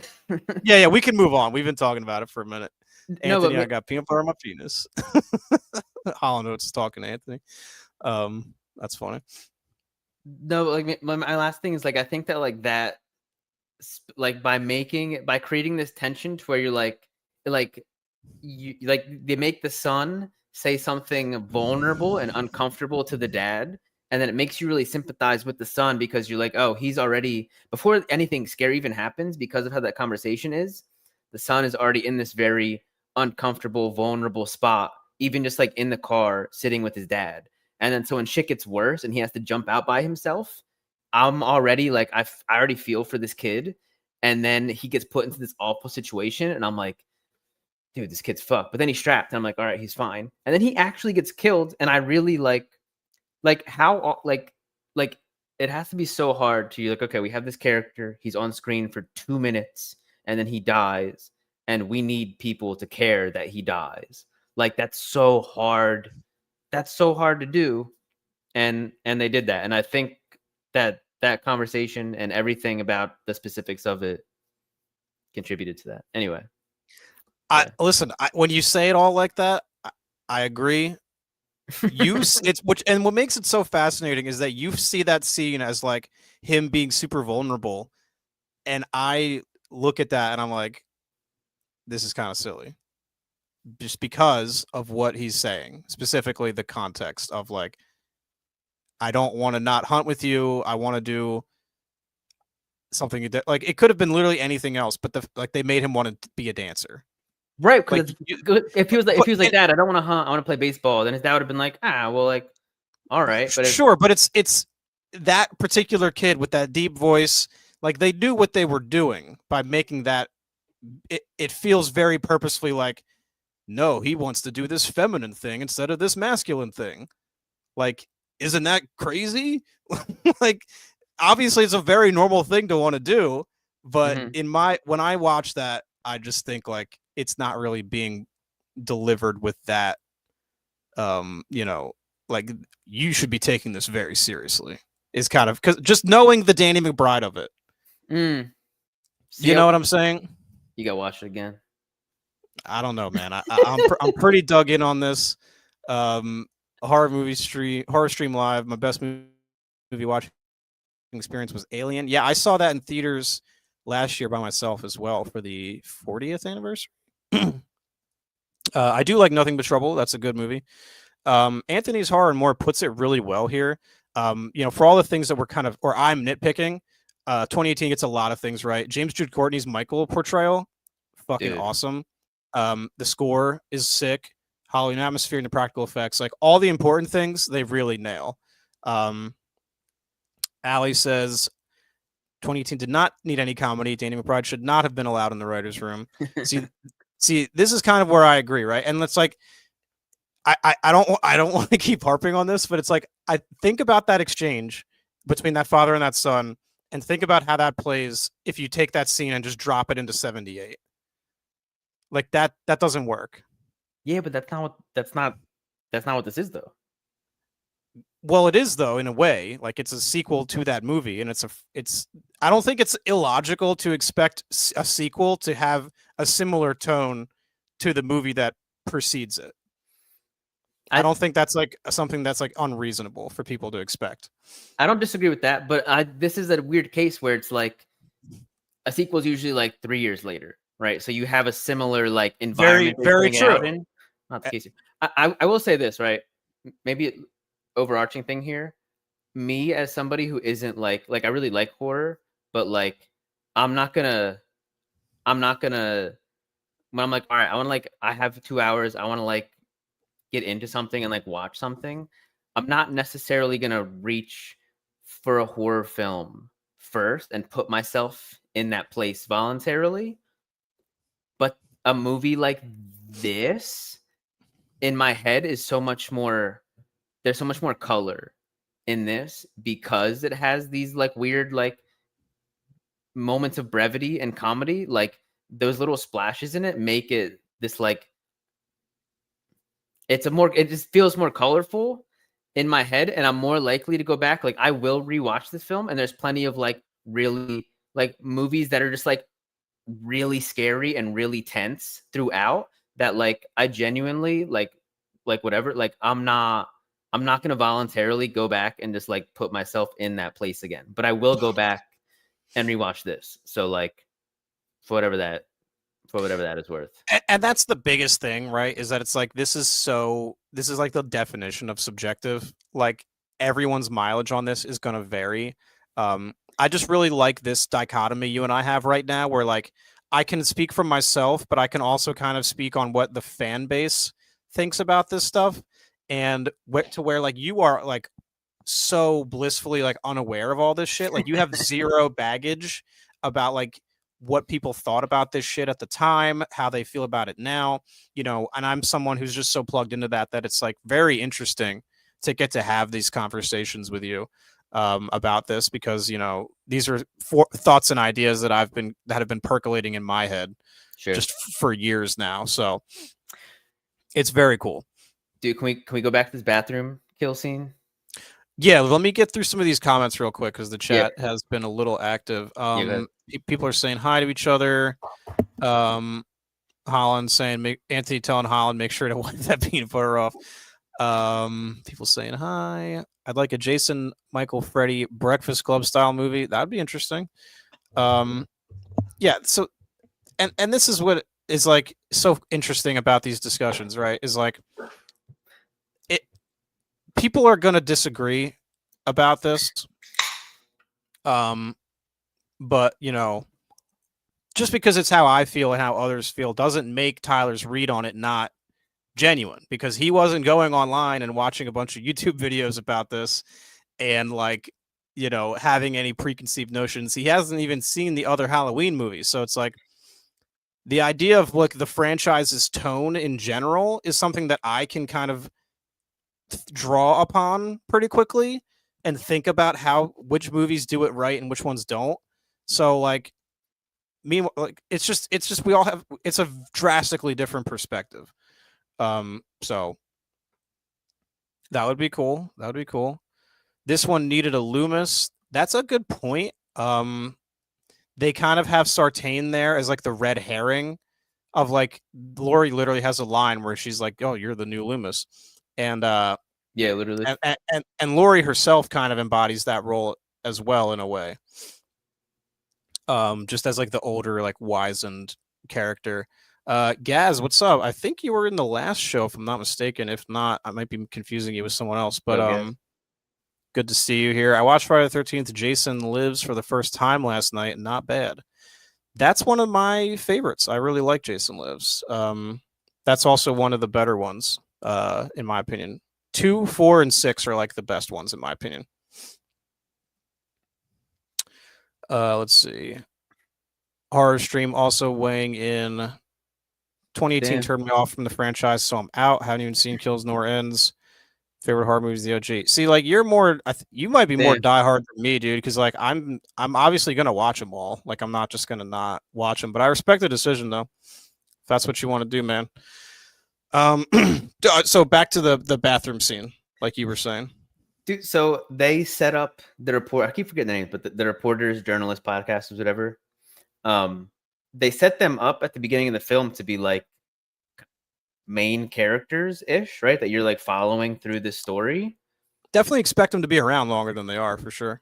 Yeah, and then when that scene happens and she goes to the bathroom, and like Michael comes in, but you don't know if for sure if you don't know exactly what's going on. Like I straight up I didn't expect her to get killed in that scene. I didn't expect either of them to get killed in that scene. And then they just both get like brutally just like murdered. And and I was like, oh, like it really like I wasn't expecting that. And I like when movies do that. It's great. Dude, Michael is so violent in this movie. Yeah, he's a force, dude. But that being said, though, he's way more violent in Halloween Kills, bro. Really? Well, as the title would suggest, he kills. Halloween Kills. I'm so, dude, because we just spent like a large portion of this show right now talking just about Halloween 2018. Yeah. There's 2 more movies for you to watch. So like, dude, you got to watch the next 2, man. Yeah, well, especially with how much you like this movie. I'm really curious how the other 2 are going to work for you, because this is a very polarizing trilogy. Like people's answers as far as what the best one is liable to be any one of them. You know, as you might expect, but like there is no, like, in my opinion, 2018 is the best of them all. Followed by Ends, followed by Kills, but that's just my opinion. Very, very curious to see like what you're going to think of those movies and like the decisions that they go on to make. Dude, if I had seen this when it came out, I would have been like, all right, like that's gotta be that, right? Like he definitely died, right? Like this is it. And dude, but then he's looking up at them with the flames all around him and shit. He's not even scared, dude. He's literally not even phased. He looks kind of bummed. He does look kind of bummed in that where he's like, damn, like, all right, like you kind of got me. See, that's the thing.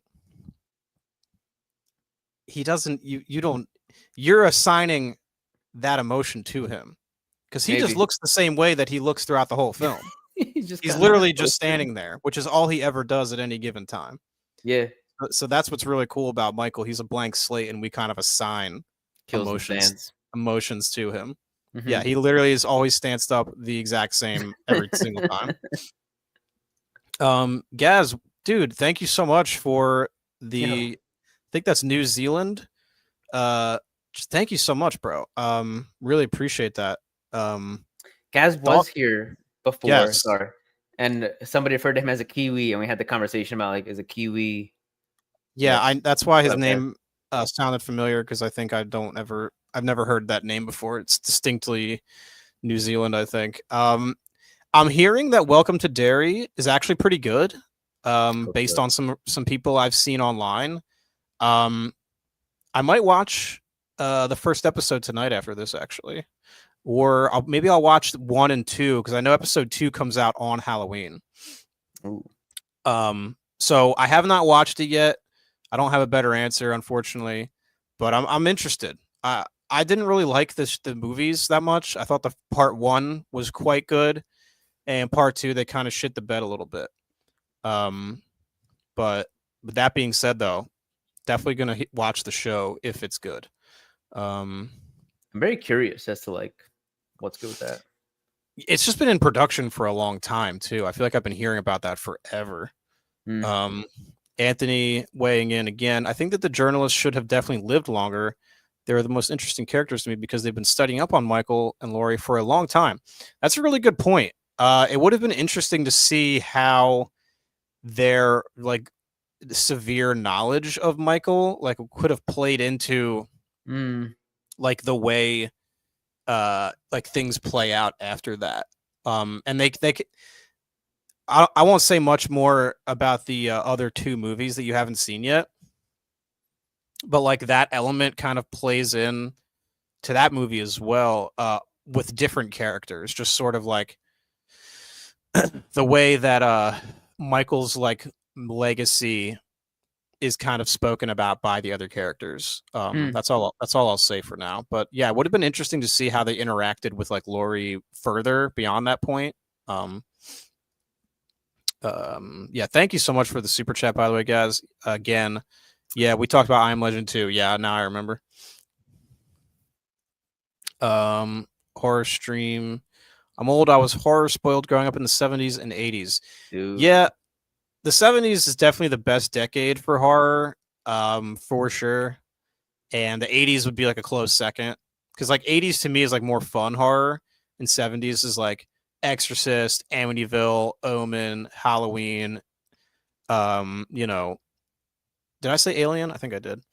All that shit is like so just deeply serious and just actually scary.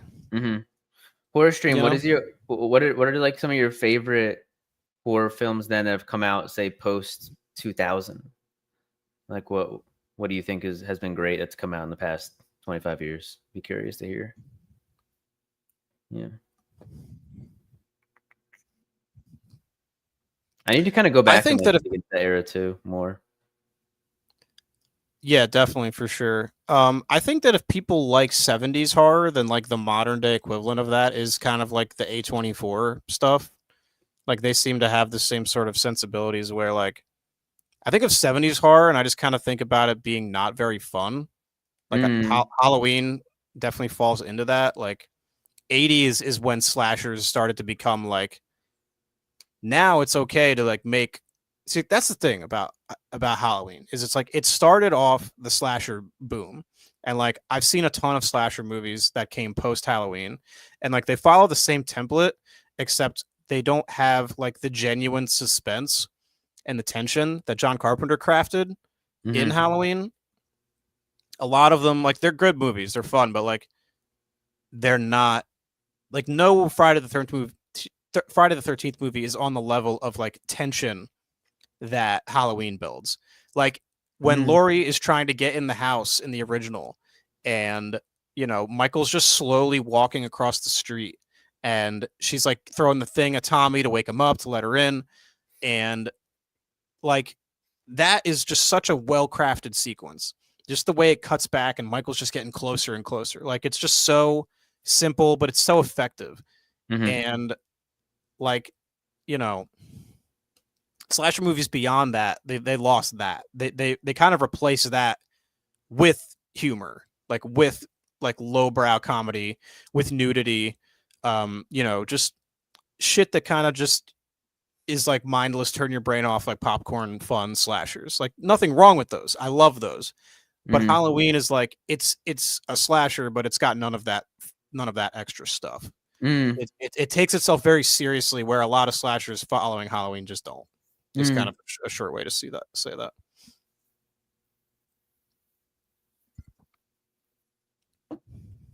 I could see them like from like that point of view being like, this is Halloween is supposed to be like the distillation of like what this is. Then any kind of like deviance from it feeling like sacrilege. I could see that. And it's not even like, are you familiar with Halloween Resurrection at all? Mm-mm. It's the worst one. It's got Busta Rhymes in it, and he kicks the shit out of Michael Myers, like using kung fu. Like, I'm not even kidding you. Like, that's just straight up what happens in that movie. So it's like insane. For as critical as it might sound like I'm being of Halloween, 2018, like, I'm coming from a perspective where I'm aware of Halloween Resurrection. They've done way worse. Have done just way worse. So it's like we should be taking the right lessons from that and treating this as seriously as possible. Mm-hmm. Because the backlash to Resurrection being what it was, obviously this movie gets nowhere near like that territory. But you still you want as little of that as possible if you're someone like myself. So that's kind of where I'm coming from with it. Yeah, it really is. Horror Stream also answered your question. I see so few of them. Loved Saw, some Conjuring, OG Final Destination. Love a few remakes. Yeah, the Texas Chainsaw Massacre remake and the Hills Have Eyes remake are both very good. Let's see. I think like Mungo, Kill List, and Saw 1 and 2, all 5 out of 5 masterpieces. Dude, yeah, we talk about Kill List a lot on our folk horror episode of Talks from the Shelf that if you're interested, you can go back and watch. Kill List is fucking crazy, dude. That was a great film. All right, do you have any closing thoughts on 2018 before we switch to our last topic of the evening? No, I'm very glad I finally watched it. I will continue. I'm going to watch the rest of these, and then maybe I will, over time, I'm going to watch these last two, and then I'll go back and kind of like fill in my Halloween bingo card with some of the previous films and kind of over time build up the like idea of like, okay, what's the common denominator that these are going for that they're supposed to be like hitting? And then I'm sure my perception of this current newer trilogy will slightly change based on that. But as of right now, this is I really enjoyed this movie. So for all the fucking like nitpicking that I just did, I'm not trying to change your opinion like at all. No, yeah. Like no. I actually like the fact that it's different. It's very refreshing. That's why we do the thing. Yeah. The back and forth is fun. Generally speaking, like just day to day, like when we're off camera, like you and I are just generally like agreeing with each other a lot of the time. Mm-hmm. So it's fun to kind of just have the back and forth about something that I love, Halloween. So it's very cool. Yeah. Dude, you should definitely watch, obviously, Halloween 2 from 1981, which is the other direct sequel to that movie. Oh, interesting. Yeah. Okay. Yeah. And so that all takes place like on the same night as 78. Oh, wow. Yeah, it's like what happened immediately after he fell off the balcony. So. Oh, interesting. Yeah, dude. Okay. Like that's my second favorite of the whole franchise. Okay. Oh, that's cool. That's cool that they actually made like a good one right afterwards. They did. Yeah. They really did. It's all the same cast, a lot of the same music. So there's a lot of the same creative people behind the camera, and in front of it. Yeah, Horror Stream puts it perfectly. Dude, if I just came on here and just glazed you like every time we did these, and I was like, yeah, dude, like, dude, and that's the best part is like we don't have to worry about like coming off like disagreeable. Like it's like literally not even a problem. Dude, like imagine we come on here and we disagree about a movie, and then I'm just like, yo, like, don't fucking hit me up for like, I'm just take it, bro. Just take it mad personal. Yeah, no. Dude, I feel like we're having such a good conversation talking about Halloween that like the pivot we're about to do is a little I don't know. I hope we don't lose people here. And it's like, we're coming up on 2 hours. So like totally understand if you don't care about this, but like this is a conversation Tyler and I are going to have, whether it's on camera or off camera. So we might as well just get it done. And this started in the previous Two Dudes One Shelf. Yeah, so if you're in the chat and you were there for that, hopefully you have some semblance of investment in this conversation. But so last episode of Two Dudes One Shelf, somehow we got on the subject of Wild Wild West from 1999 starring Will Smith. So yes.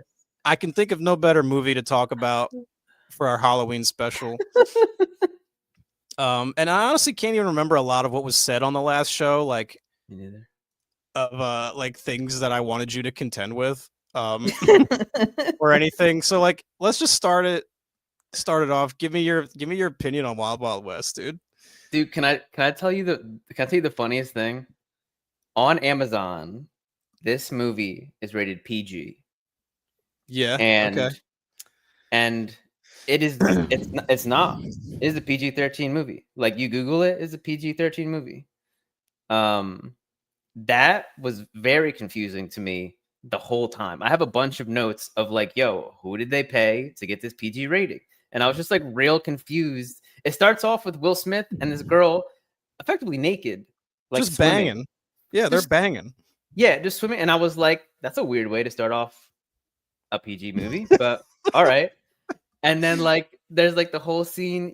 There's like a scene later where like this girl like she goes to sit down on a desk and she's wearing a skirt and she like throws her skirt back and they cut to behind her and you just like see her ass real quick. And I was like again, I was like, how is this? This is not a PG. It was very distracting the whole time, but hilarious. Yeah, this movie's so much fun. Dude, I didn't realize this was going to be like a spy movie. I almost forgot that there was like the spy era from like late 90s into the early 2000s, which like I was the absolute target audience for. Like when I was like 6, like you couldn't tell me that I wasn't secretly a spy. Like I was doing that. You know what I mean? And I didn't realize that this movie was like doing that. And yeah, loved it.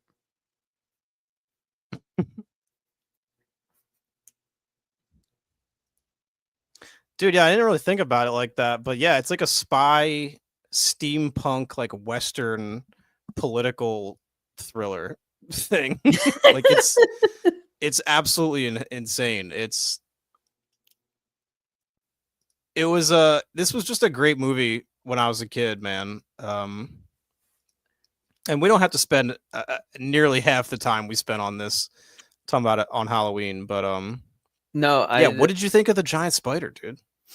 Dude, the spider was sick. The CGI was like surprisingly good. The whole production quality throughout the whole thing was super high. I think they're like basing off of for some reason like the poster art looked like chintzy for whatever reason. And I was like going into the movie, that's like the only context that I had at all.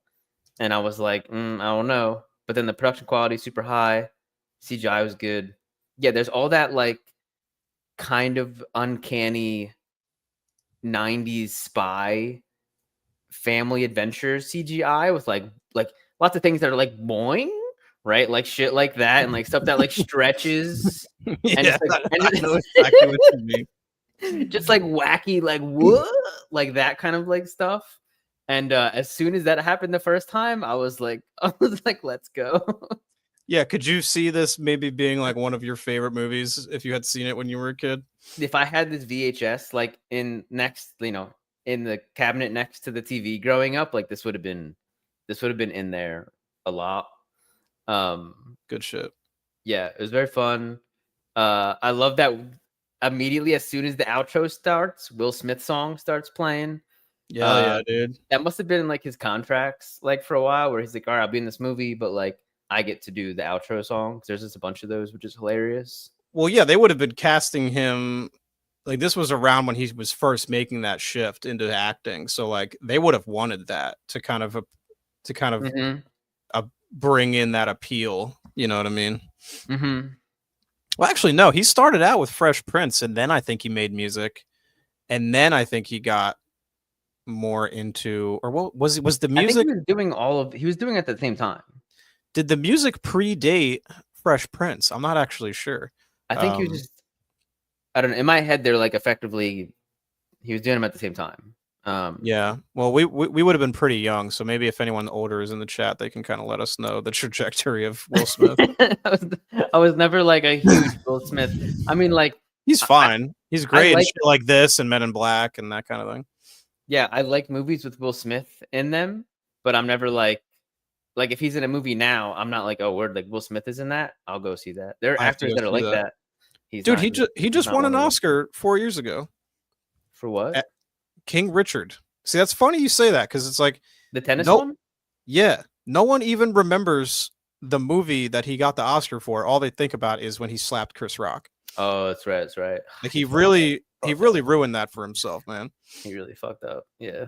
Yeah, and maybe you wouldn't even remember the movie anyway, but it's like, you know. Did you see that? No. No. Didn't really. Wasn't really grabbing me. We got Challengers. We got a good tennis movie. I'm kind of good with. I don't need like multiple great tennis movies. Dude, there's no way that King Richard is touching Challengers. Dude, like, how long do we have to wait to get a better tennis movie? Ever? I don't think we'll ever get one. Okay, yeah, so he would have been doing all the music prior. Dude, that's crazy. I appreciate this timeline, horror stream. Yeah, we would have been just being born around this time. So yeah, like I'm aware of DJ Jazzy Jeff and shit, but I totally forgot that would have preceded this stuff. I would have thought it was like happening around the same time, like you said. Pursuit of Happiness, solid, like that movie. Yeah, it's good if you want to like feel sad about stuff. I think iRobot is. I always thought iRobot was fun. There's been like some like revisionist history that iRobot is trash. It may or may not be true. That's I don't know, man. People are weird about shit like that, where it's like movies can age poorly, but that doesn't mean they weren't the fucking sickest movie you ever saw at the time. Like, especially when you're young and you can probably literally count every movie you've ever seen. Like, it's in the hundreds at that point, if that. So like, yeah, dude, a movie like iRobot is gonna blow your fucking mind when we're our age. Yeah, you know. Dude, how could I forget? Horror Stream and Anthony are talking about 70s horror still, and like Carrie, Black Christmas. I totally forgot to mention those, but like those are some of the best. Suspiria. Carrie is a fucking masterpiece. Black Christmas. I'm very excited for you to watch Black Christmas, so we can talk about that in December. Yeah. That's gonna be a great time. We hated iRobot because of the CGI. I don't have a frame of reference for how that would have looked at the time because I was a kid. So like, to me, to me that would have just been sick. Like, I wasn't gonna be a kid and be like, I'm not really buying this CGI in this movie with robots and Will Smith, who has a robot arm. Like, it's just not really grabbing me. It's kind of taken me out of the movie, actually. Said no, said no 12-year-old ever. But no, it's just interesting the way things will like be sick as fuck when you're a kid, and then you watch them and you're like, this ain't really it. Dude, if I was in a movie theater sitting next to like a 12-year-old kid watching a movie, and I heard him be like whisper over to his dad, like, "Hey, the CGI kind of sucks," I'd be like, "Kid, like, shut the fuck up, dude." Like, What's sad about that is there's probably kids like that today who are playing iPads since the day they're born, and like they're like, "Yeah, this is like PS2 graphics." I've literally heard my nephews say shit like that because they're so spoiled. They have access to all this shit, you know, all at once. You know, they got PS5 and shit. So funny. Wild. I was about to say something. Dude, you know what'd be really funny if we put Wild Wild West like on the thumbnail and everything, and like Just never. and just talked about Wild Wild West for like 10 minutes and then ended the show. Dude, just totally build it as that. Spend 90 minutes talking about Halloween 2018, and then just kind of comment on Wild Wild West. I did watch it. It was great, dude. The villain's really good. Like the character and the actor, really good. Dude, I thought that dude was so creepy because like, and the whole movie, you're like, he really is like a Bond villain. Yes. His beard is sick as fuck, and like, is this striped beard? Yeah. I really didn't account for the steampunk of it because I had no concept of what that was at the time. But yeah, like, no. It's such a cool little send up of like westerns, but then there's also just like technology going on that just straight up should not be there. It was just such a novel thing at the time that I was like, this is fucking sweet. Yeah. Yo, Eli Cortez is in the building. What's up, my friend? Good to see you. We're talking about Wild Wild West for some reason. Appreciate you shouting us out, bro. I really do. I have a note that's in all caps. The boobs shoot fire. Ha ha ha ha ha ha. What? Dude, that whole mix up where they want to like lynch Will Smith because he's like playing bongos on the chick's boobs. And he's like offensive. Dude, and then he tries to talk his way out of it, and he like almost does. He gets real close. He gets really. He's like, so black power, fire. Like, he makes a convincing argument. Dude, he really almost gets himself out of it, and he's like still complimenting her on her bust and stuff the whole time. Dude, that shit it goes on for so long too. Yeah. Oh man, dude, I haven't seen it in a long time. I might have to watch it again. You should watch it. What are the good notes? Dude, this is horned out. That's a good note. Dude, Salma Hayek is bad as hell in this movie. Dude, this is a horned out movie. Like, there's even... Dude, he's got all those busty chicks surrounding him, the villain. Sorry to cut you off. Dude, no, yeah, because there's that. There's the scene where they have the things around their necks that are gonna, like... Oh, yeah, and they wind up, like, 69ing or something, or something like that.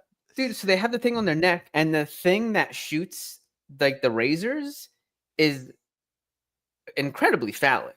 Like, it's clearly like, oh yeah, it is, isn't it? Dude, it's like a big cannon, isn't it? Yeah, dude, and it's kind of like pumping. And I was like, and again, I was like, why is this in this PG movie? I was like, who was this made for? How did they get this rating? I was very confused. Dude, it really is. The spider machine is sick. Dude, the spider for like the look is like the flag for, I forget the villain's name, but like he's trying to like essentially make like a new isn't it like Bloodbath McGrath or something like that? No, that's the other guy. That's the other guy. Loveless. Loveless. Yeah. Dude, I don't know if you caught it, but the end of the movie, Will Smith is like singing the song, and he has a line about Loveless, and he like rhymes it with something that's like mad clean. I forget what but he's like, this was the era where like people made songs that are like describing the events of the movie that play at the end of the movie. Yeah. I feel like we've very much left that behind. I think that's just the Will Smith thing. Nah, like, that was the thing. That was the thing. Like, who else raps to recap the movie they were just in? Other than dude, that shit was sick, dude. And then, dude, how about the whole ending where he's like infiltrating the place as like a chick? Ooh, yeah, yeah, doing all this shit. Dude, and it was like, I think that's what the boob shoot fire note is from. That would be correct, yeah. Yeah. Yeah, no, it was a very fun movie. I would have never watched that for any reason. Nor should you have. There's literally had you not told me. There's no reason for you to go back to that, but I'm glad you did. Dude, that whole era of like that, the Mummy, like, dude, it has that same energy, doesn't it?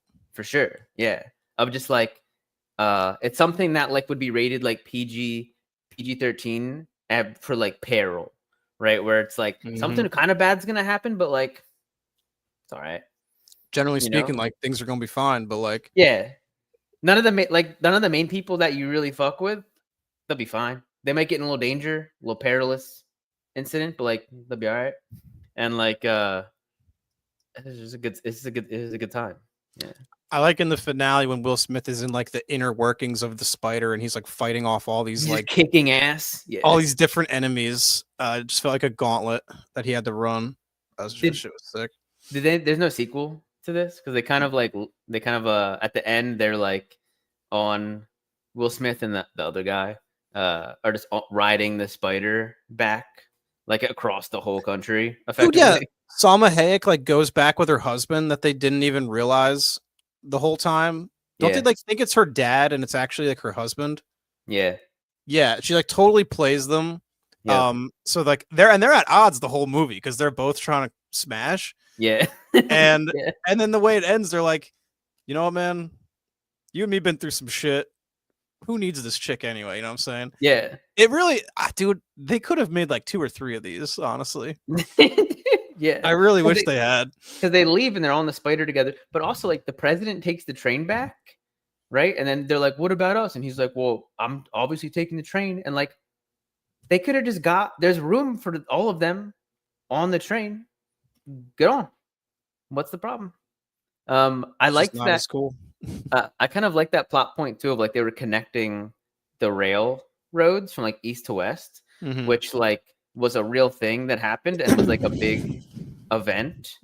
I'm sure it went down differently in real life, but like it was it's just interesting. Like that was a thing. Obviously, it feeds into like the steampunk thing, trains, whatever. But I like when it was cool. I like when movies will take real events and tell like a fictionalized version of them. Yeah. It's like an alternate history timeline thing. And it's like a Will Smith vehicle as well, which is just fucking awesome. They're like, what if this historical event, but this actually happens? And Will Smith is there. Will Smith is there. I feel like now it's like, what if this happened and this happened, but Kevin Hart is there, and then to assist him, stop. we get Dwayne The Rock Johnson. That's the problem with all these guys, right? Is it's like at the time Will Smith was enough, but now you got to put like one Jack Black, one Kevin Hart, one Dwayne The Rock Johnson, and one Jason Statham, like all together to create the effect that Will Smith was able to create all on his own. Like they're so, it's like the sum of all of those people is enough to sell them. And it's like that other guy, I don't even know, I forget his name. I remember I looked it up when we first talked about it, and I've since forgotten. But that guy really goes toe to toe with Will, and like he holds his own for sure. He holds his own. He's really funny, and their back and forth, their chemistry, their banter, it's all great. They're super different, so at no point are you like, oh, like they're kind of trying to like they're pushing each other, but they're not jostling for the same position ever, you know. No, it's like the perfect buddy cop sort of formula. Yeah. And it's the most interesting version of that buddy cop formula where it's a fucking Western spy steampunk. Like it's such a unique movie. Like it's goofy and stupid and shit, but like it really is like very unique for sure. I've really never seen anything like it before. I can't disagree with that. It feels like I almost got like I was getting vibes of like, what's that show? I never actually watched the show. Something Town. It's like a Nick Jr. show. Sleepy Town. Lazy Town, where it's like kind of just like kind of like what, like goofy silly, but like I feel like the villain in Lazy Town has like the same beard or some shit. Villain in Lazy Town has like a crazy chin and like a pompadour. This guy looks fucking ridiculous, dude. If I'm not mistaken. Dude, Lazy Town might be a horror show. I'm like looking at these character designs and all of this is terrifying, dude. Oh my god, and all right, this is fucked. Okay. Who am I thinking of then? The main guy? The main guy has a funny mustache. Well, I don't know. It had some of that energy though. I can totally see it. No, it was a very fun movie. I need to just like watch because that's something that like a movie like that I can watch while I'm like cooking right? Like I can come home, like do a little, like still be watching it, still have like even like watch it with earbuds, which I don't normally do, but like I could do that, right? And like if it's between watching a movie like that or not watching a movie in that way while I'm like kind of doing something else but listening still, or not watching it at all, like I feel like there's a bunch of movies like that that I want to watch, that I like that kind of genre of like I don't need to be fully locked in, but I want to watch it still, you know? Those are the kinds of movies that I've been trying to watch when I'm on the treadmill. I got that TV mounted right in front of the treadmill. Mhm. And that's how I watched the first hour of Oldboy, actually, was on the treadmill. Not That's actually recommended. that's Um, crazy. Dude, because I'm trying to be efficient, you know, and like doing multiple things at once. I'm like, I know I need to watch this movie Yeah. for the stream. I just want to exercise, so I'm like, just do that at the same Dude, time. he's also like training, and were you running at the same time while he was training in like the hotel room? I was doing like And, 4 mile per hour like speed walk. I wasn't like really okay. running. Okay. Still. So but yeah, I mean I'm doing that for an hour, right? So it was like Yeah. I was effectively, you know, I had a good cardio going on. That's cool. But and like, again, it's like it's better than not exercising at all, even if I'm just, you know. Right. So it's all or just a better than matter of like power. not watching it at all. There are plenty of movies Exactly. where like I'm like, all right, if I'm gonna watch this movie, I'm gonna like sit down, I'm fully locking in, and like I'm not doing anything else.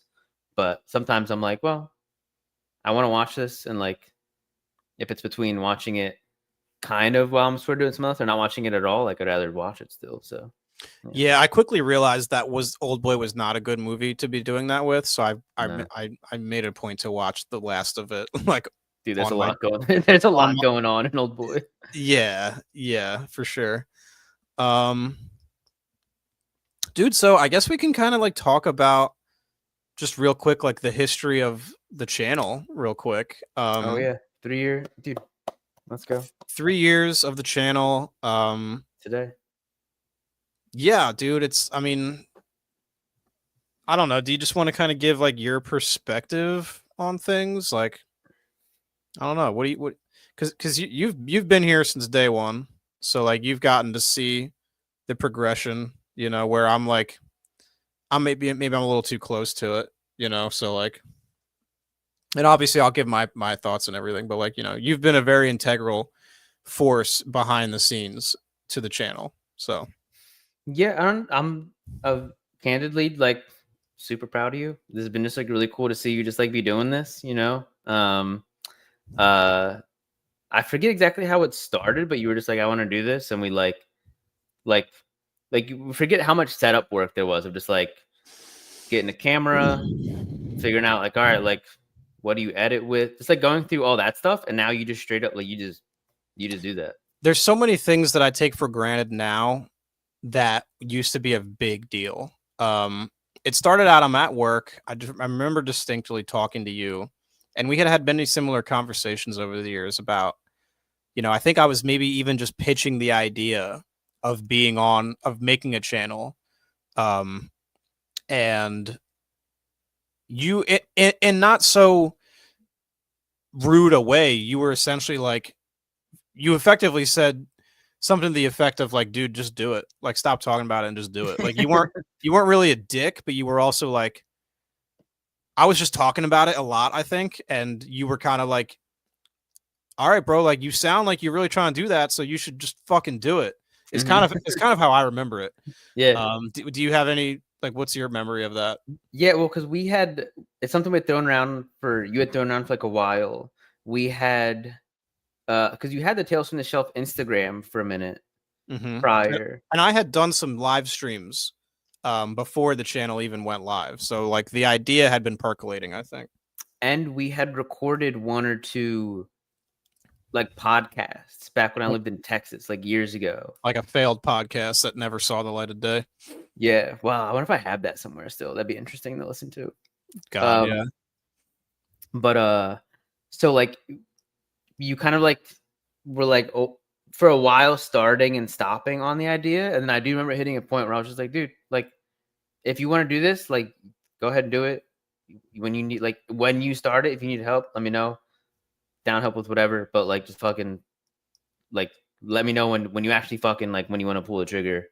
and then we'll continue to talk about this, because as of now, like, we're talking in circles. Exactly. Yeah. Dude, because like the idea of like prior to 3 years ago, I have like a very nebulous idea of like how someone would edit a video. Just like just the idea of like, how does editing work? I know that that's a thing, but I've never done it. So like the idea of learning to do that feels like a whole undertaking.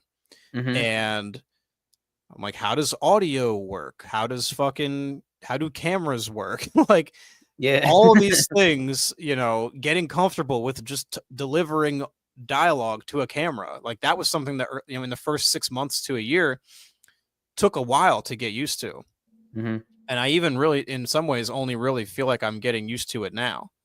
You know, I didn't make my own thumbnails. Like, you made a lot of the thumbnails early on, until 2023.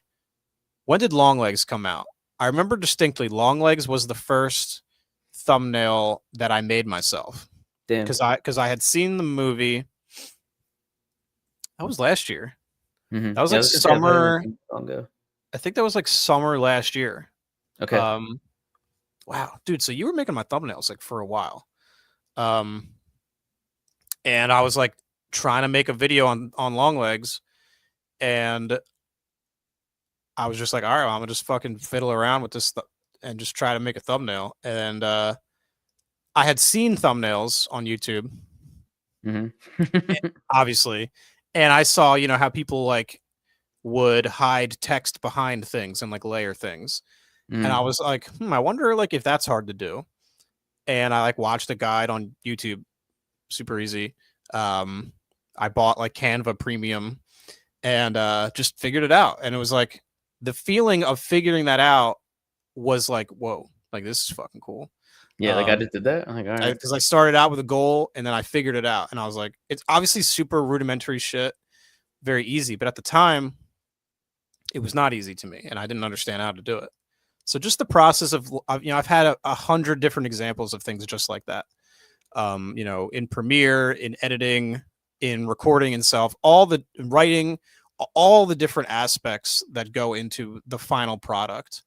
You know, I've had these like little mini breakthroughs, I guess, and it's all kind of, it's all snowballed kind of into where we're at now. So, and you've been instrumental.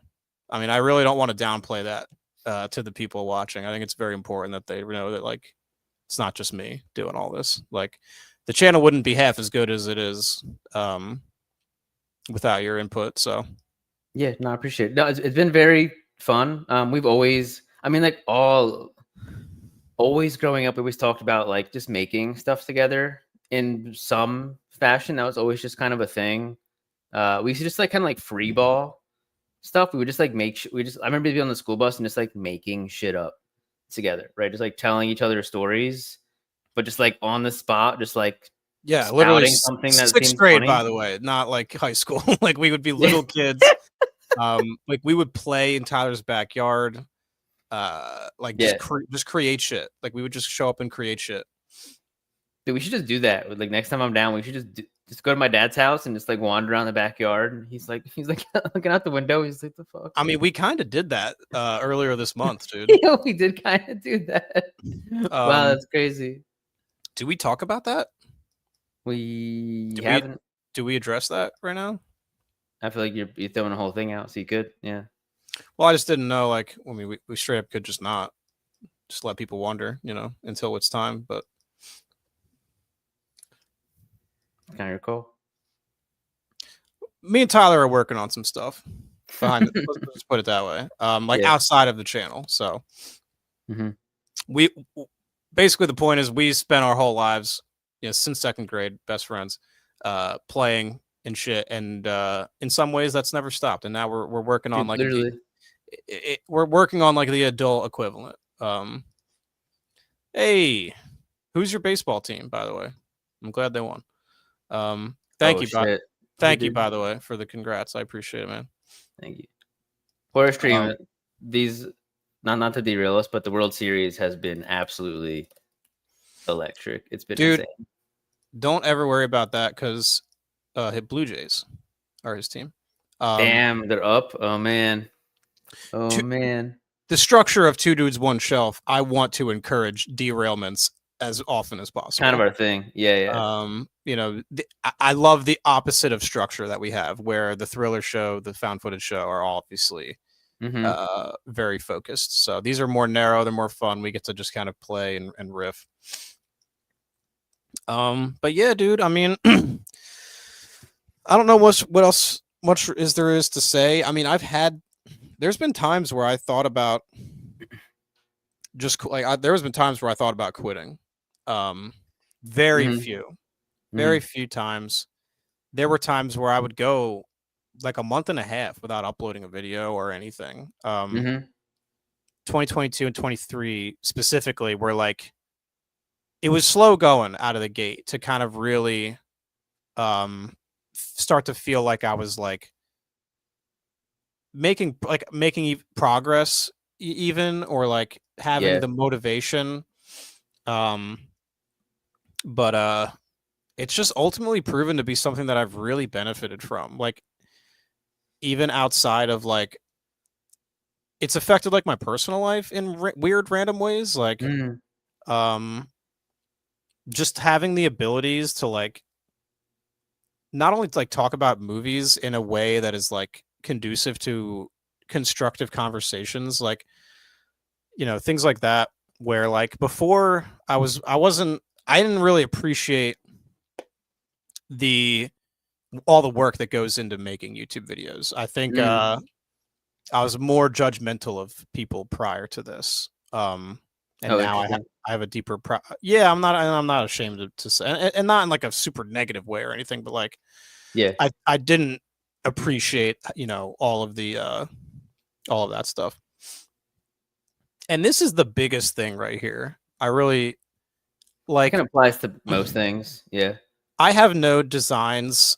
Like, I don't necessarily think that this will ever be my career. But the thing of it is it's like a lot of the stuff that I can learn through YouTube, like through editing and stuff, like these are things that I'm actively hoping to eventually parlay into something that, you know, if nothing else, is a secondary income. You know, and God forbid, like, or God willing, like my actual career, like not necessarily YouTube in general, but just editing, is something that I would love to do more of. So yeah, it's all just been super beneficial, regardless of like whether a video does super well. Just the process of having made the video and learning what I learned is valuable. Yeah, it's definitely been a really good vehicle just to like use those skills and just like learn them, and like just like literally like learn how to do those things, because it's so easy to be like, okay, I want to learn how to do these things, and then try to like figure out like over engineer how like I'm gonna get really good at editing, or I'm gonna do this or that. And it's easier and more fun to just be like, oh, I want to make this thing. And then you start doing it and you're like, ah, shit, okay, now I need to learn how to do this thing though in order to make this thing. And you're like, well, I tried to do that and it sucked. Why? Let me try it again. And like just the act of actually making and putting things out is such a better way to learn things than trying to be like, let me go and like let me go learn. You know what I mean? Like learning by doing is the shit. Yeah, I've looking back, like I've made a lot of different kinds of videos, and like the structure of even my video essays like will vary. Yeah. Where like I look at the two most successful like video essays that I've done, which are Halloween and Blair Witch, and like structurally they're both very different, but they have a similar amount of views. They're both around 11,000.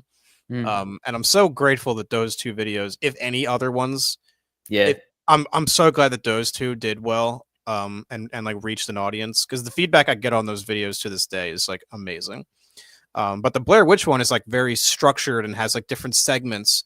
And the Halloween video is me more or less just kind of yapping without much and the things I'm saying are, you know, obviously like I like to think worthwhile. Just the structure is different and the execution. So I've just made a lot of different kinds of videos in an effort to kind of figure out, not only how to do them, but which ones do I enjoy doing more. And that's something that I continue to do. And that's honestly been the funnest part, is like, I don't really see much value in finding a lane that can like do well, and then just doing nothing but that, because that's not like, the goal is to get better at making videos. Like that's the goal. Because the physical media stuff, yeah, that's my goal for sure. The physical media videos that I do, like they reach an audience for sure, but they're not necessarily like hard to make. So I tend to go in with the mindset of like, the harder this is to make, like if I like to be asking myself, like, I don't know how I'm going to do this part, but I have an idea of like, I know that I want to do that, but I don't know how I'm going to do it. So like, that's something I'm gonna have to figure out. So like, if I ever reach a point where I'm not figuring it, like eventually, like I'd like to get very proficient in editing, but like, I don't know. I just like the idea of doing different stuff and never feeling like complacent and like not trying new things. Yeah, especially like when you look at it, like you've been doing this for 3 years now. Like you're still like very much, like, not to diminish what you've done and like your progress and skills, but like you're very much like like I'm still. You should always just be learning. You should always just continue to be learning, but you're very much like learning, like assembling like your main toolkit still. Very much so. Yeah. No, that's important that you mentioned that, because it's like, I am not like, I am just kind of getting started in a lot of ways. Like there is still so much that I know that I need to know, and like I think there's value in that, is just in knowing that you still have a long way to go, and like that's what is it's actually a good feeling.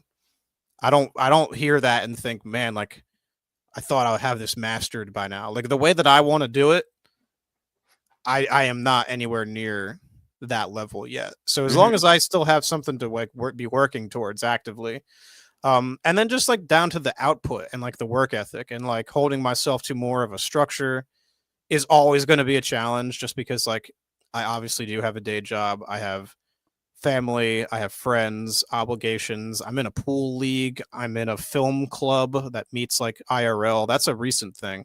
I don't know if I even talked to you about that yet. Yeah, my friend Sarah, that's in the band that I mentioned a lot. She started like a film club, like for like. You did tell me about that. I might have. I'm fairly certain I mentioned it in passing, but like that's something that I'm like. We're looking to like expand that and like host screenings and stuff. So like, obviously everybody, this isn't just me, everybody has a lot of shit going on, so it's hard to not only find the free time and the motivation to sit down and say, okay, I just got my ass kicked at work, now I'm gonna come home and switch into creative mode and actively like work on this creative thing, when all I want to do right now is like sleep, play a game, watch a movie, like anything but continue to work. And so like that shit is hard, but like, I think it's a good thing to have, because if I ever let go of that, what am I doing? I'm just working and I'm just fucking off. Like I think having the creative outlet that's sort of at odds with all the other stuff, it creates a nice like triangle of things for me to bounce between, so I'm never really getting too burnt out. It's a really great balance, and that's what I mean when I say like YouTube has sort of enriched my life in a lot of ways, where it's just made me, generally speaking, like more well-rounded than I ever thought it would or could. Damn. Yeah, it's crazy. It's been 3 years, dude. Yeah, it really does. That's nuts. I like remember, dude, I was like staying in I was doing like a random house sit in Tennessee, and they had a sick basement with like a pool table and like a little bar. And I remember sitting at that bar and doing the like we were on like a Zoom call or whatever. And I was like screen sharing and like doing the like logo. Like I remember that like really distinctly. Cool. Yeah, Tyler made the logo, the Tales from the Shelf logo. He made the intro.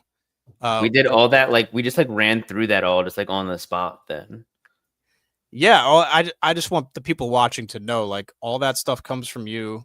You know, we like created it together, but like you are the one who actually like executed it all, and like I don't even know what my logo would be if you hadn't made the one that you did, and you know, all that stuff is like it really put me on it helped me put my best foot forward when I first started.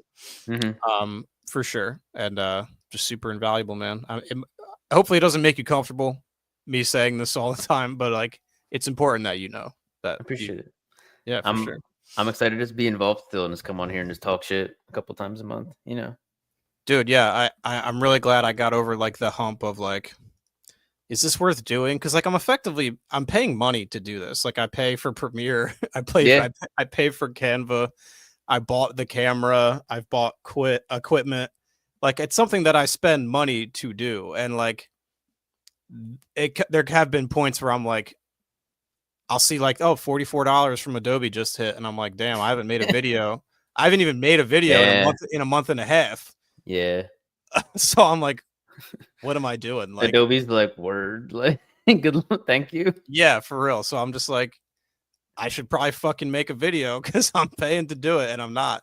It's a good motivator, unfortunately. I'm starting to make some money back now from it, and it's like, obviously not a lot, but it's just the fact that there have been times where I'm like, oh shit, like I'm getting like a check from YouTube, and like I remember there was a point where that felt like such a foreign. Dude, last November when I was up with you in your house, when I was staying with you, is when I got monetized. Dude, I forgot about that. So I've only been monetized for like coming up on a year now. So yeah, and like that was a huge milestone. I forgot that happened while you were here. That was sick. It was. Dude, you absolutely should, by the way, Horror Stream Live. You definitely should. That'd be really cool.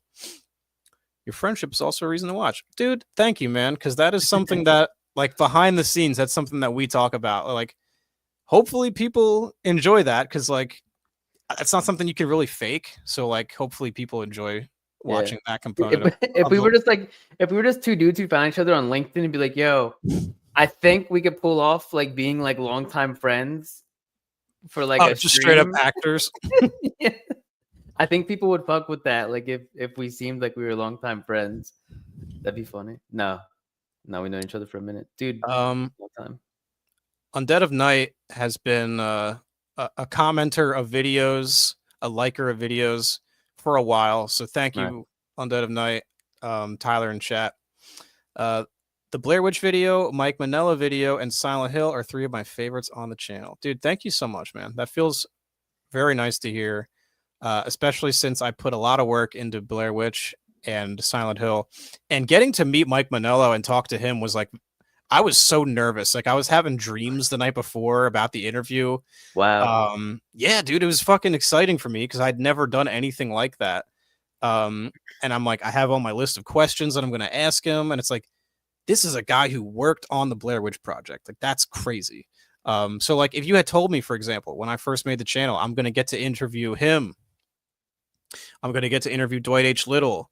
I'm going to get to interview this author that nobody watched on the channel, but like I did that for me, right? I didn't expect people to watch that video necessarily. Because he's an author. He's a pretty well-known author, I think, but like he's not really known for horror, but he did write a book on vampires that I love, Thirsty. So, you know, even if nobody watched that video, it was worth doing for that reason alone. Dude, that's the book that got me to actually finally start reading. Dude, that book's fucking awesome. I tried to get you to read that for mad long. So long. Yeah.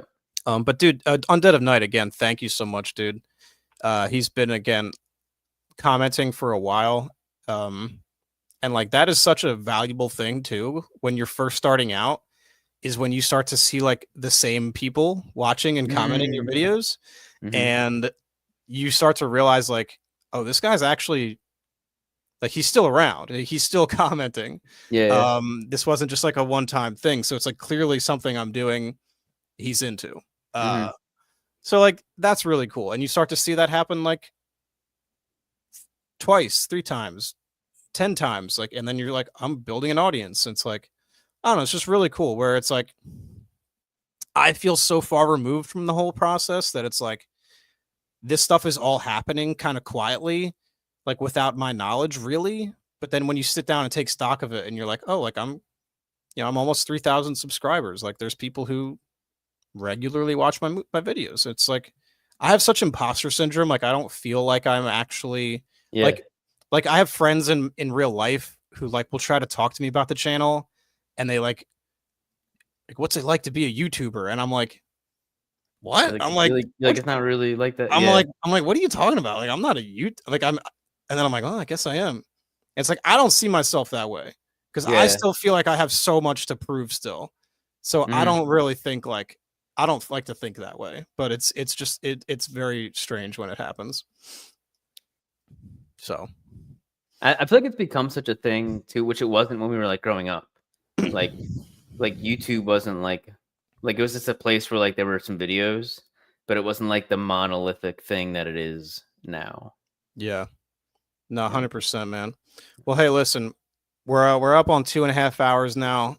It's 11:30, so I'm sure you'd like to take it down for the night. So hopefully I didn't keep you on longer than me you expected. Yeah, me, dude, I'm good. Yeah. Oh, all right. Well, listen, I like to I like to be respectful of people's time. I think we've kind of covered everything, though. I also have to pee like a motherfucker. This fucking s'mores stout, pretty good, man.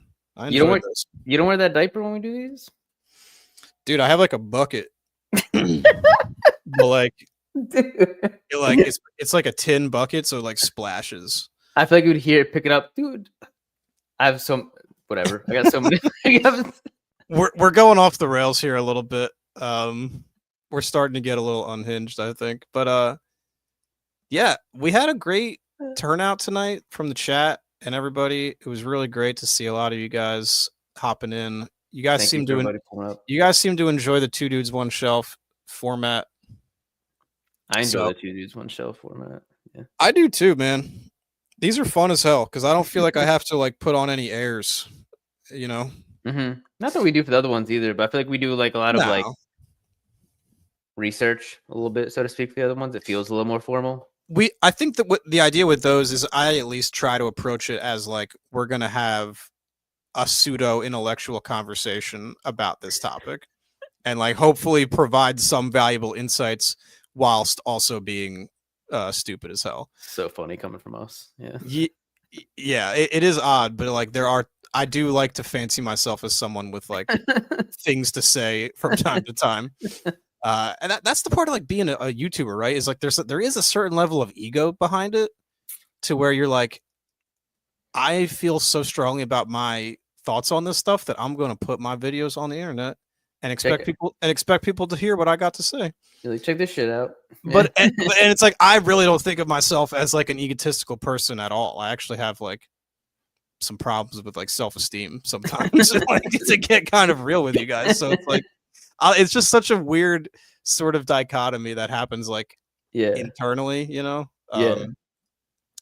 man. Anyway, all that to say, thanks so much for everyone. If you've been here maybe from the beginning, I'm not really sure, but thanks for being around. Like I said, we're just getting started. So Tyler and I are going to continue to stream, and I'm going to continue to try to just up my game at YouTube one video at a time. So happy Halloween. Happy Halloween too. Happy Wild Wild West. whatever that means. I feel like that's the perfect sort of vehicle for us to do our Halloween special. That was a lot of fun, man. Yeah. All right. Well, everybody have a good night. Have a happy Halloween. Remember to take care and watch more horror movies, guys. There you go. Take it easy.